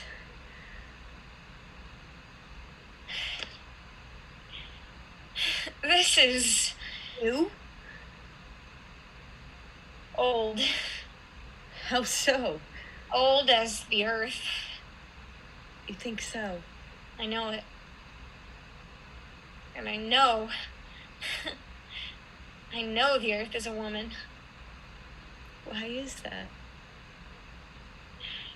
Because it's a perfect system with imperfection thrust upon it. You're saying that women are perfect. I'm saying they start that way. What a generalized statement. I think it's pretty specific. So you're saying that I'm perfect. Now that's a bold assumption. Sorry. I didn't say it wasn't true. Well, I'm flattered.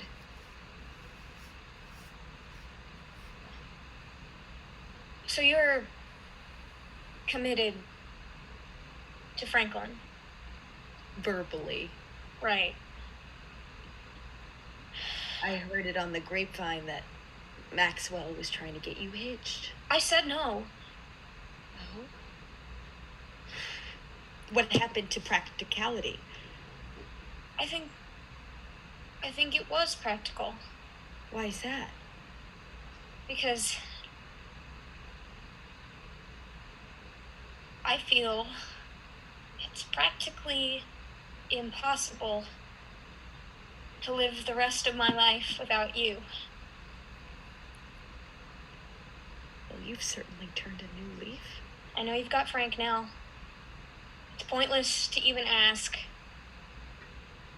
But it's all I've been able to think about. I got you a necklace if you wanted a necklace, but it doesn't mean anything. You have no obligation. It's silly. It's silly. I've just been thinking more. Janice kisses Bailey. They hold each other. What does this mean? I'll call off the wedding. You don't have to. I do. Janice Lee, It's a few months off. I'm sure you won't mind. I think he very much would. I've obliged him long enough, dear. I think it's time I did something for myself. You insist. I'll see you soon enough. As soon as I can. They embrace and Bailey exits. The lucky man appears from the shadows.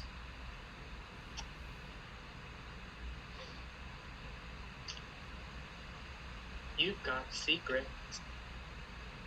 It seems you do too. I surrender. You've caught me with my heart still bleeding. It seems you've caught yourself. So I have. Why did you do it? What? Everything. Why did you come here and why are you leaving?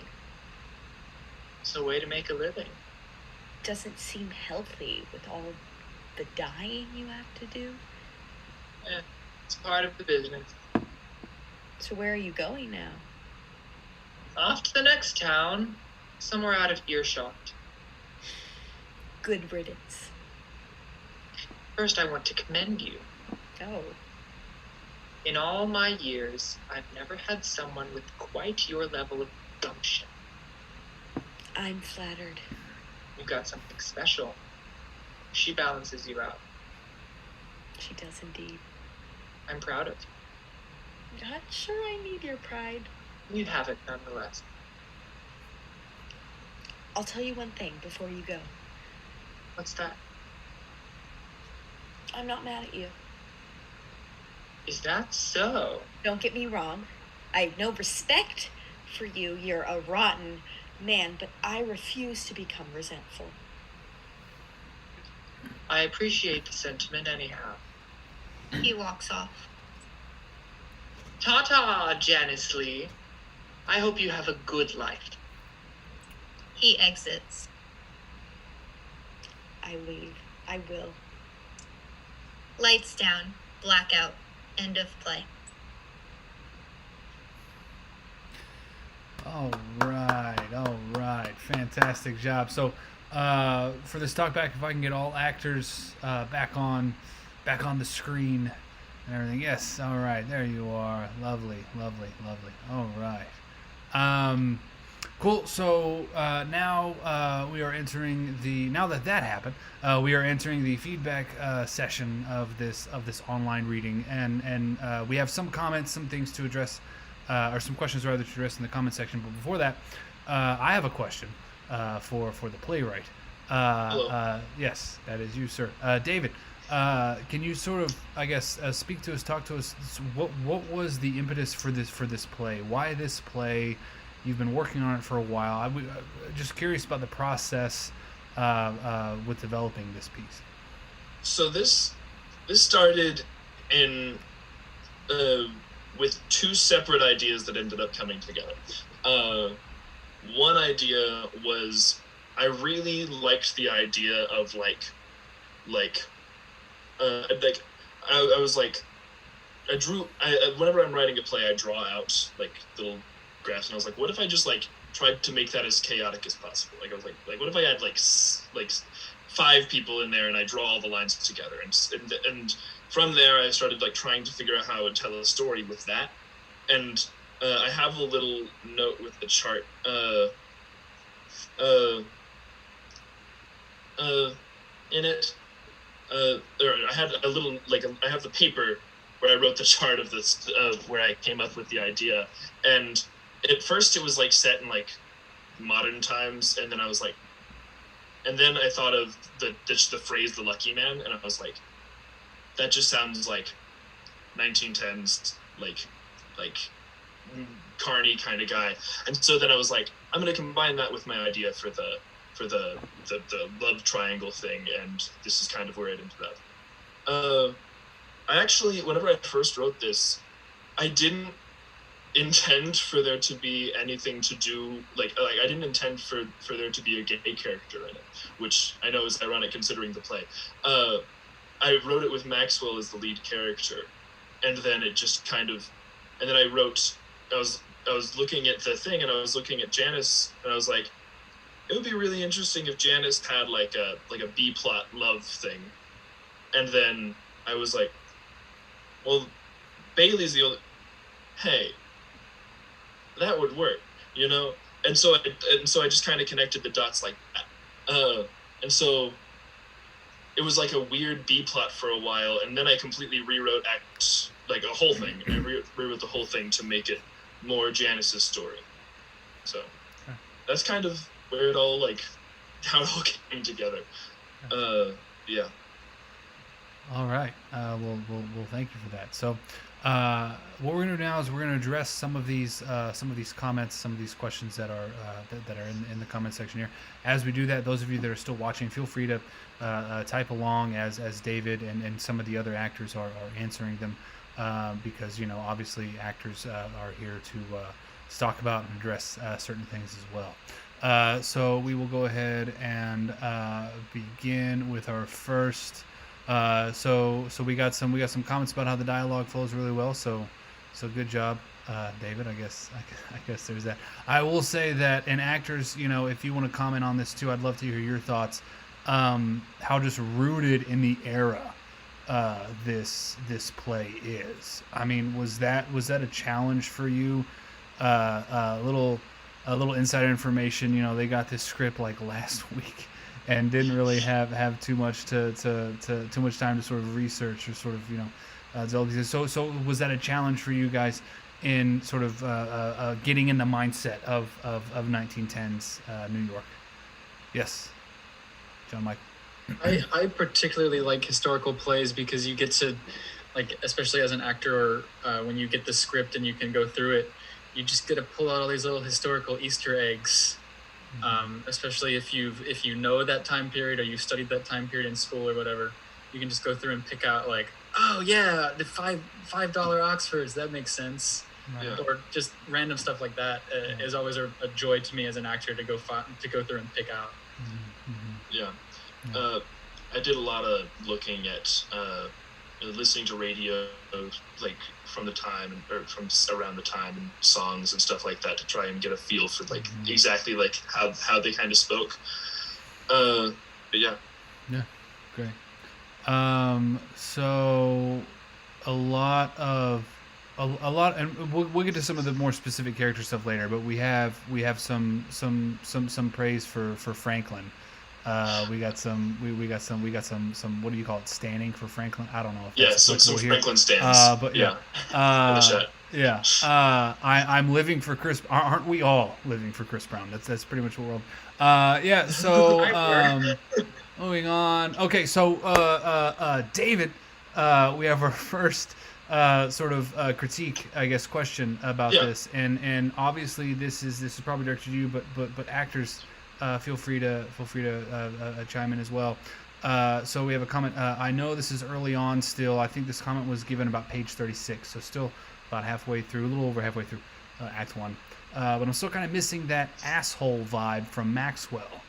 I understand that her jealousy is driving her dislike for him, but could there be an air about him? So could you sort of comment on that sort of Maxwell's characterization a little bit and sort of how it fits with all this? So, in terms of him being an asshole, I didn't want him to come off as a bad person. I wanted him to come off as misguided from like he's too stuck in his own decisions. Like he makes, and so he's not, I wouldn't say he's a bad person or like he's just holding Bailey back. Holding himself back, and that's kind of where I wanted him to be, rather than like asshole-ish. I don't know if John had anything to say on that or not. Yeah, he's really interesting. I know we had David and I had you and I had talked about him being a 3. If you enjoyed the Enneagram, and so he does have this very like straightforward and driven vibe, which can a lot of times I feel like be misconstrued as being an asshole, because you have a destination, you want to get to that destination, and damn everything else at some points. Yeah. I think that's he's definitely not supposed to be just villainous, like that's the lucky man's job. Chris, I think you're raising your hand. Yeah, I just want to chime in on the jealousy part. From what I've read and what I've heard tonight, I don't see her jealousy, Janice's jealousy, coming from the fact that it's Bailey with Maxwell. I think it's more of a Bailey with not her, where the jealousy is stemming from. Yeah, absolutely. Yeah, I actually think it's really interesting to see on the point that Chris brought up. Actually, as far as like every time I've read this, it very much comes across as like all of the guys here, save for the Lucky Man, are pretty altruistic. They don't mean wrong, but it's more of like a conflict of circumstance, And then the Lucky Man comes in and changes everything up for them. Great, thank you. So we have our first of many. Shortly after the Maxwell question. First of many praises and acknowledgments for the characters of Daisy, Rachel, and Lucy. which yes, so which were not, so they're separate characters in the play, not intended to be played by the same actor, but for purposes of the online reading, it just kind of made sense because it kind of served as a collective. So I really would like to hear from both David and Grace about those characters, where they fit, because there's another question about sort of how maybe they need their own play, like not sure how they fit in this particular story here. I'd like to hear from both of you guys about I guess the creation of those characters, and then Grace, you sort of embodying these characters, like bringing these characters to life. What are some things that you noticed, and what are some things that you can sort of offer to the table about them? So take it away. So the Lucky Man it's kind of, I wouldn't call it I wouldn't call it dark, but I'd say it has enough slow and dark moments to where I felt like whenever I was reading it without anything else, it was feeling really like come on, let's move on, and I think that Daisy, Lucy, and Rachel, at first they were like only in Act 2, and it didn't really work, and that was whenever Maxwell was the lead. But whenever we switched leads and we brought it to the story this day, I was like, these three girls are, imagine them as kind of like a I don't know, a Greek chorus, but not like really, but just like there to kind of take the thing and like emphasize it, and as for inspiration, I just, you see a lot of like the quippy comedic trios, and you don't see a lot of them being women, and I thought that was fun because it was really fun to write. But yeah, in terms of fitting, I'm not sure. Awesome. Yeah, so with playing these characters, whenever David and Jordan told me that I was playing three characters, I was like, oh, yeah, they're going to be like spread apart. I'll like pop in. No, they're all together. And so that was super fun and interesting. And it's really interesting because the way that David wrote this, whenever I was reading it, they came off as one, like three separate characters, but also like a hive mind. And so the distinctions like between whenever they come together as a group, whenever they stand apart as individuals, it was really craftily done. So it kind of did the work for me in that way. But, it is hard. So we came up with the idea of using hats, and I hope that was fun and effective. But no, it was really, I think it was almost just so skillfully crafted, because whenever they were talking to one person that was outside of their group, they were all in with the same intention, and you started to see like the breaking apart and the individuality whenever they talked to each other. So I thought that was really interesting to notice. So yeah. Yeah, I will say that the hat thing played. You know what I mean? It was that was some scene work if I've ever seen it. So that really worked. And your hair messing up in the middle, like Daisy's hair being crazy, just added to it. Yeah. It just happens. But great. So I want to move on because we have some comments. We have some I guess acknowledgments too about the character of Franklin. So can you talk? I guess David and Nick both sort of who is Franklin? Where does he fit in all this stuff, and what was it like developing him? And then Nick, what was it like sort of embodying that character? I saw we had some Franklin stands out there, and that was fun to watch every time he came on stage, but on screen. But I think that Franklin he's the kind of embodiment of like wanting to just kind of like have your cake and eat it too, like he wants to like do this thing that's his dream of being a businessman, but then he keeps like getting bogged down by the reality of it. I really like every character. I tried to like figure out what aspect of my brain I wanted to portray onto them, and that was definitely one of them where I was like, it's hard to accept that like things need to be different, and so he's not stuck with the show. He's like so angry because it's not what his vision was, you know. And so he's moving. He moves on really quickly. Yeah. What do you think about that? So yeah, I actually I really agree with that. I think that for me the big thing was and we talked about this a little bit, but a lot of Franklin is just he cares a lot about the people in his life, but he also really he has this ambition, you know. He thinks it's about the art, and you see it even in his early interactions with Maxwell, where he's talking about how we don't run a brothel and stuff. And he's just essentially going through finding he left for a month to take care of something that he felt was important to him, and then came back and everything was just kind of a mess, and he felt that he didn't even recognize the shape of it. So he's got a lot of anger, and I don't think that he definitely loses some of that anger when he's around Janice, or even when he's around Maxwell later in the play, when they are sort of on more friendly terms. I think it's just one of those things where he has to process that this thing that he created is kind of being lost for him. And then in the meantime, he's kind of going through this emotional whiplash with all of the different things that people are telling him, like Maxwell being like, oh, good riddance. And then like, oh, wait, I have this idea. And Janice being like, I'm not sure. And then like, let's get married. And then like, presumably after the play, let's not, you know? So it's just kind of a really interesting emotional whiplash for him, I think, over the course of the play. Yeah. All right.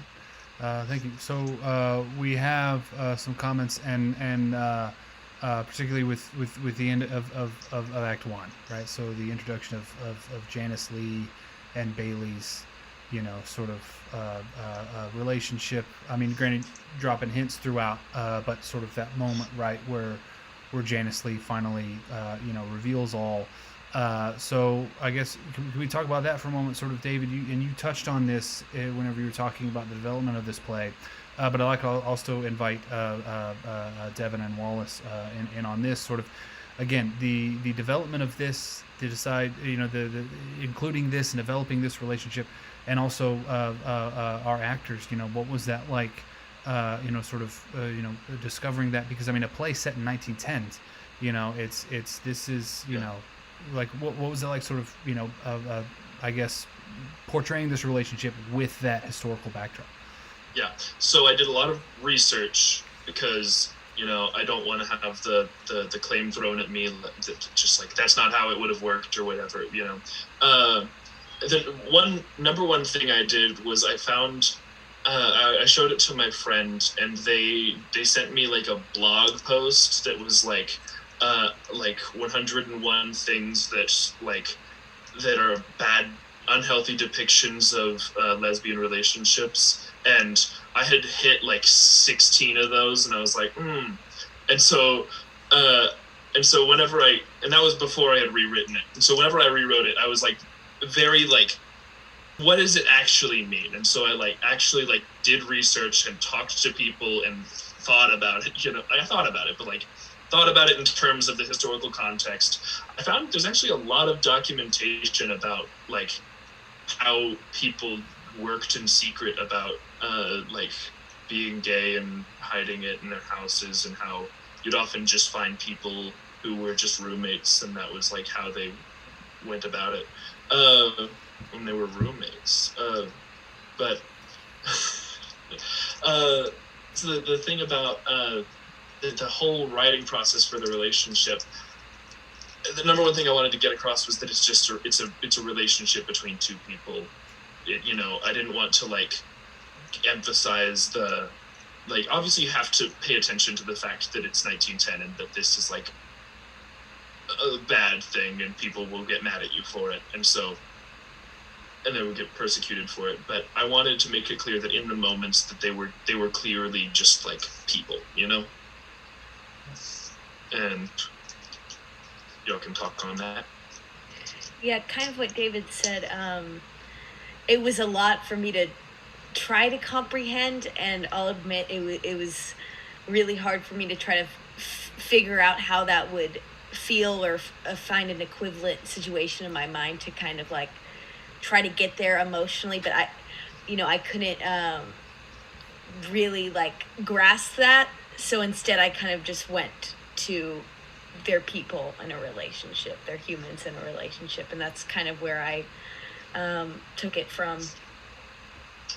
for me, it was a little confusing at first doing my work with it because, it's never hard to imagine chemistry with Devin Carlson because we're in love in real life. So, but basically, I didn't really know what to think of Bailey in that way, romantic wise, because she's in that relationship with Maxwell, and I know it's like more of the convenient thing. It's like, this makes sense. I should be with this person. But for a while, it did trip me up a bit on how Bailey actually feels about Janice. And obviously, I decided, you know what, she's just hiding it because it makes sense to do the thing that makes sense in 1910. So, yeah, the writing did the work for me as well. But that was a challenge to try and represent that in a way that wasn't problematic, considering me. Yeah. Well, I love this that you just like. This is just a relationship between two people. You know what I mean? And that's exactly how it came across, and it made for some of the most beautiful dialogue exchanges, I think, in this. So there's one person we haven't heard from yet. Before we move on to some of these other comments and stuff like that, Chris Brown, sort of portraying the Lucky Man, the titular character. Who is the Lucky Man to you, right? Right. He's, I don't know. He's a super layered individual, and I got a lot of insight into him when we were talking with David about his Enneagram types. And it was shocking. Not really. David said he's an 8-wing-7. And I thought to myself, wait a minute. I don't know what that means. It means he's very similar to myself. I am an 8-wing-7. Okay. Yeah. It was interesting. I think the Lucky Man, he's this individual who's doing slimy business, and I think he knows he's doing slimy business. But he has this internal superiority conflict where he's he sees himself as above other people. It's a cute moment to see how he's finally being confronted with people who don't just roll over because he's this mythic lucky man. And it's interesting to see. This is obviously the first time he's dealt with a lot of those. Janice's pop pop pop, and Franklin as well being so not into it. Yeah. I think he's kind of the embodiment of that. You feel so in control of the situation that you are convinced you're running it. You're convinced you're running the world, and you're have everybody in puppet strings, and then you're just not, and you're realizing that people are people, and I think that really comes from a place of how easy it is just in everyday life for everyone to be mean to people and not realize that they're people, not realize that they are people with lives that are doing things and having struggles. And the Lucky Man is just the embodiment of not having grasped that in the slightest for anyone. Go ahead. Right. What I noticed was he was when he was talking about the show and working on the show, I don't know that he 100% was actively trying to be mean or terrible. He was just so focused on, this is my show, I have to make my money, I've got to do this, go to the next town, that's the job. So objective about it, that's just the blinders he wore. I mean, he was still kind of terrible, but obviously, yeah, he was also some misogynistic asshole. So there was that. Okay, so we have a comment. I'm assuming about Franklin at the top of Act 2, talking about his decision, considering how adamant he was about leaving. Sort of his decision to sort of pull back on that. I guess, could you elaborate a little bit on Franklin's development at that point, and also Franklin and Maxwell's relationship because they had something going long before the events of this play. And so this is directed to both David, not both, all three, David, Ritch, Nick, and John Michael. So to talk about this relationship between these two gentlemen. Yeah. So in that question, I think I need to clarify that that wasn't a decision to join back with the Lucky Man. That was a decision to get back together working with Maxwell, which are two different things, because Maxwell and Franklin have been business partners for a long time, and they've been basically best friends for a long time. And so the thing that Franklin quit was the Lucky Man show, and he was mad at Maxwell for letting the Lucky Man run their thing, not necessarily mad at Maxwell in general. And so whenever he says, yes, I will join you, he's not saying I'll join back. He's not saying I'll join back with the Lucky Man. In terms of their relationship, I'll say that Franklin and Maxwell, like I said, they're really close friends, but it's kind of one of those things where you get into a situation of like working with your friend, and you're like, oh wait, they're a different person than like a friend person. They're like as a work person, they're different, And so they have that struggle going on where they're like, where they're mad at each other for just doing normal human things because it doesn't work with the business, but then they're mad at doing business things because it doesn't work with them being humans, if that makes sense. Yeah, and I also kind of think, like, on that note, just touching on what David said, for me it was very reminiscent of like the people who kind of grew up together, and then they hit college or university, and they're like, let's room together, like let's be roommates, and then they find out that the truth might, like, living together is not quite the same thing as just being friends. And I feel like it's the same kind of thing, working together probably wasn't the same kind of thing as just being friends, and they still clearly care about each other as friends, and I think that was the big reason that Franklin was so apt to reconsider when Janice and Maxwell came to talk to him, like reconsider being business partners, because he never really gave up on the business, but more importantly, he never really gave up on Maxwell or either of the two girls. He really just gave up on the Lucky Man, who he never really put his faith into in the first place. Yeah. I will say I probably need to expand on Franklin Maxwell's relationship. But yeah. It feels to me like there is somewhat of a resolution between Franklin and Maxwell, in the sense that after everything goes down, neither one of them are upset with each other about what happened. They're just like, yeah, this is normal. Like, we're gonna be partners again. Here we go. New business adventure. Yay. Yeah. And I feel like for those two characters, it fits in a weird way, because as long as you've established the previous relationship, which it seems like has happened, then having that resolution during the end just like ties it up in a neat little bow, and we're all good to go. Cool. All right, thank y'all. So there was one moment, the Maxwell and Bailey moment that happened in Act 2. Thought it was really sweet, but they wish that it happened a little bit sooner. So now I like to hear from David. I guess David, we'd like to hear from you with all these questions, so I could probably yeah. Yeah, and then of course John Michael and Wallace, about that moment. What was that like, sort of portraying that, do you sort of agree with maybe this could have happened right a little bit sooner? Just sort of talk about that moment for a second. I definitely think, just watching it all together, this was like my first chance to like look back and stare at it as a big picture.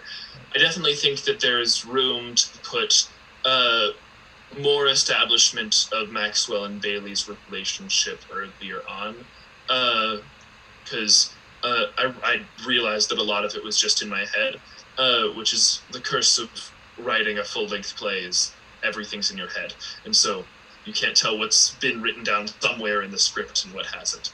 But I'd say the relationship between them, especially at that point, I think it's clear. I wanted to really make it clear that they like there's no animosity here. They're clearly close. They've clearly been working together for a while, and it's clear that as Bailey has been saying from the beginning, she was dating him for practicality's sake. Like she liked the guy, but she was dating him for the sake of practicality. He was dating her because he loved her, and that's just that just sucks. You know, it just kind of sucks. And so they have that moment where he's just like, okay, well, I'll get you some ice. I'll help you. You know. And so I do think I could expand on their relationship before that point, but yeah.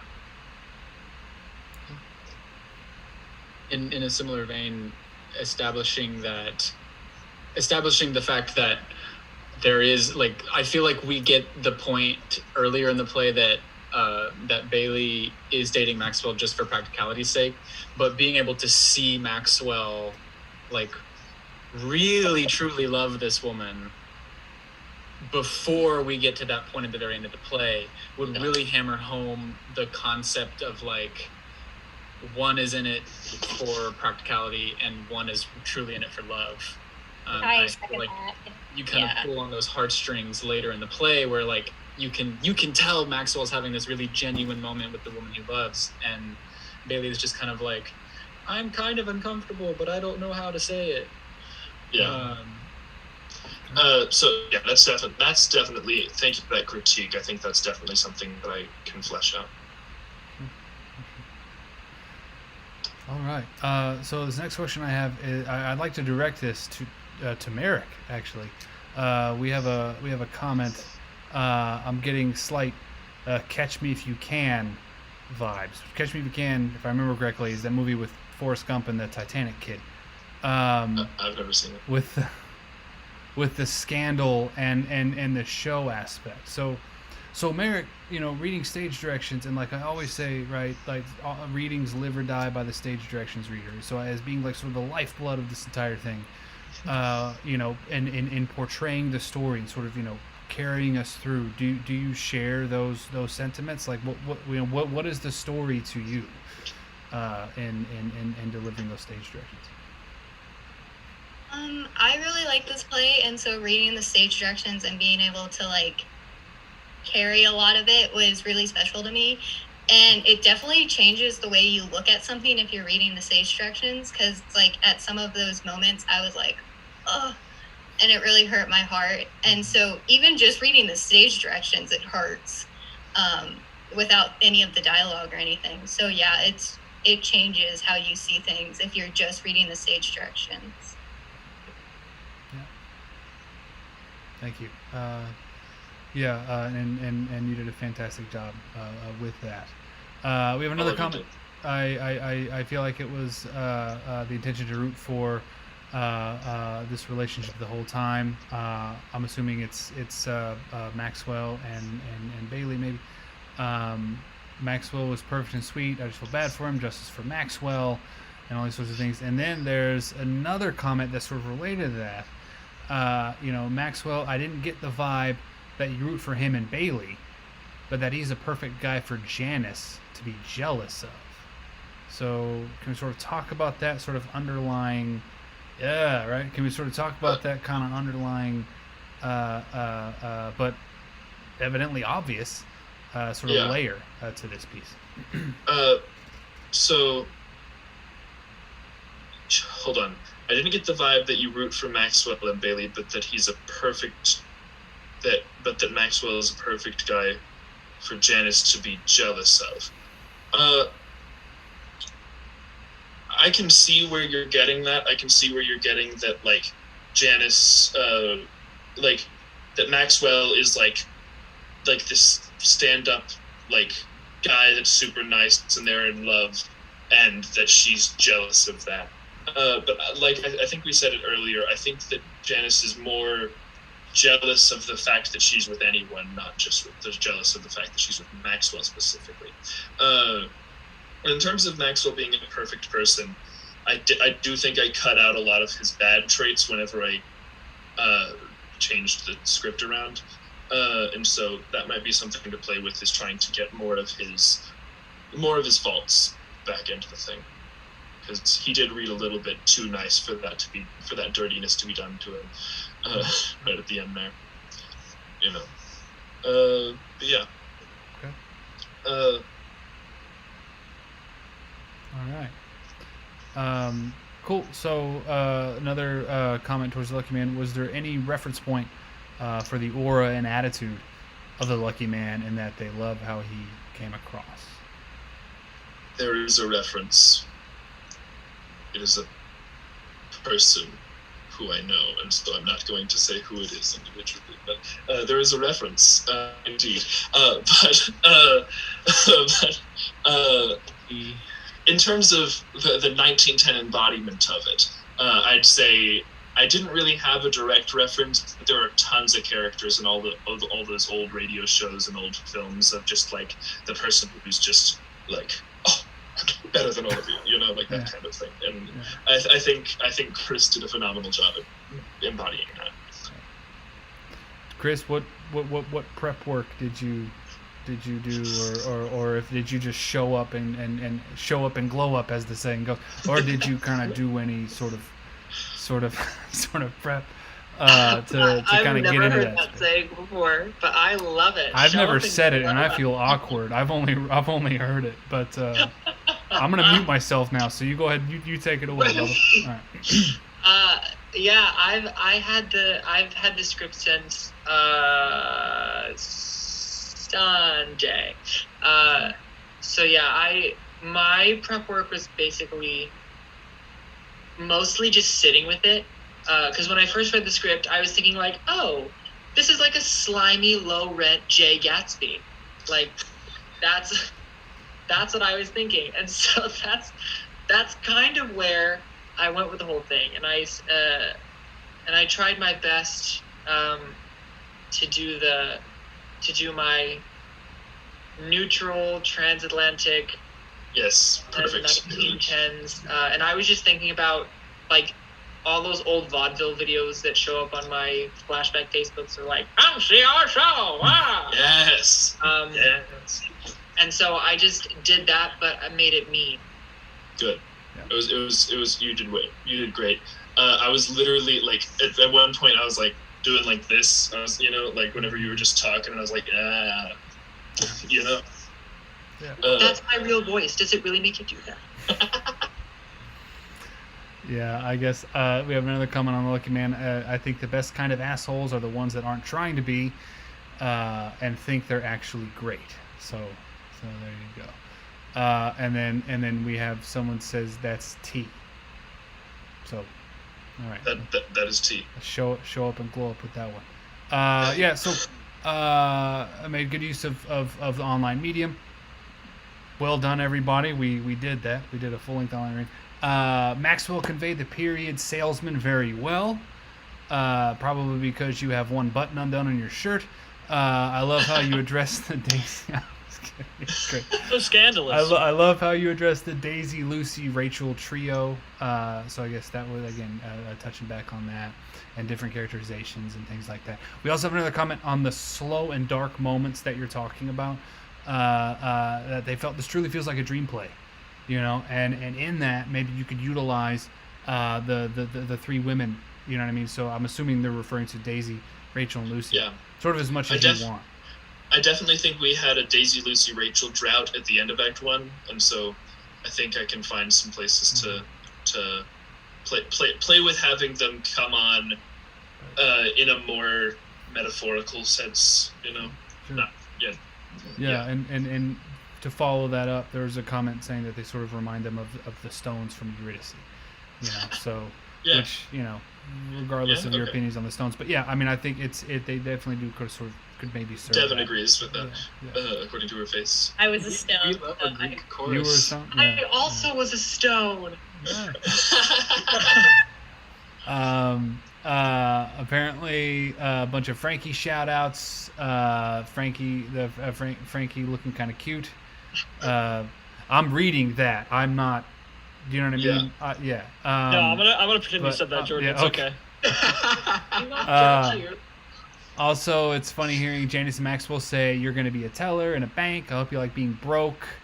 and y'all are broke in entertainment, so there's that. I guess it sort of speaks to this sort of like chasing that, you know what I mean, like with the entertainment industry, especially back then and recently, it's always just like, oh, but one day, right, we're gonna be a star, we're gonna be able to whatever. Yeah. And it's like if you settle for like a normal sort of job, you're gonna kind of plateau, so to speak.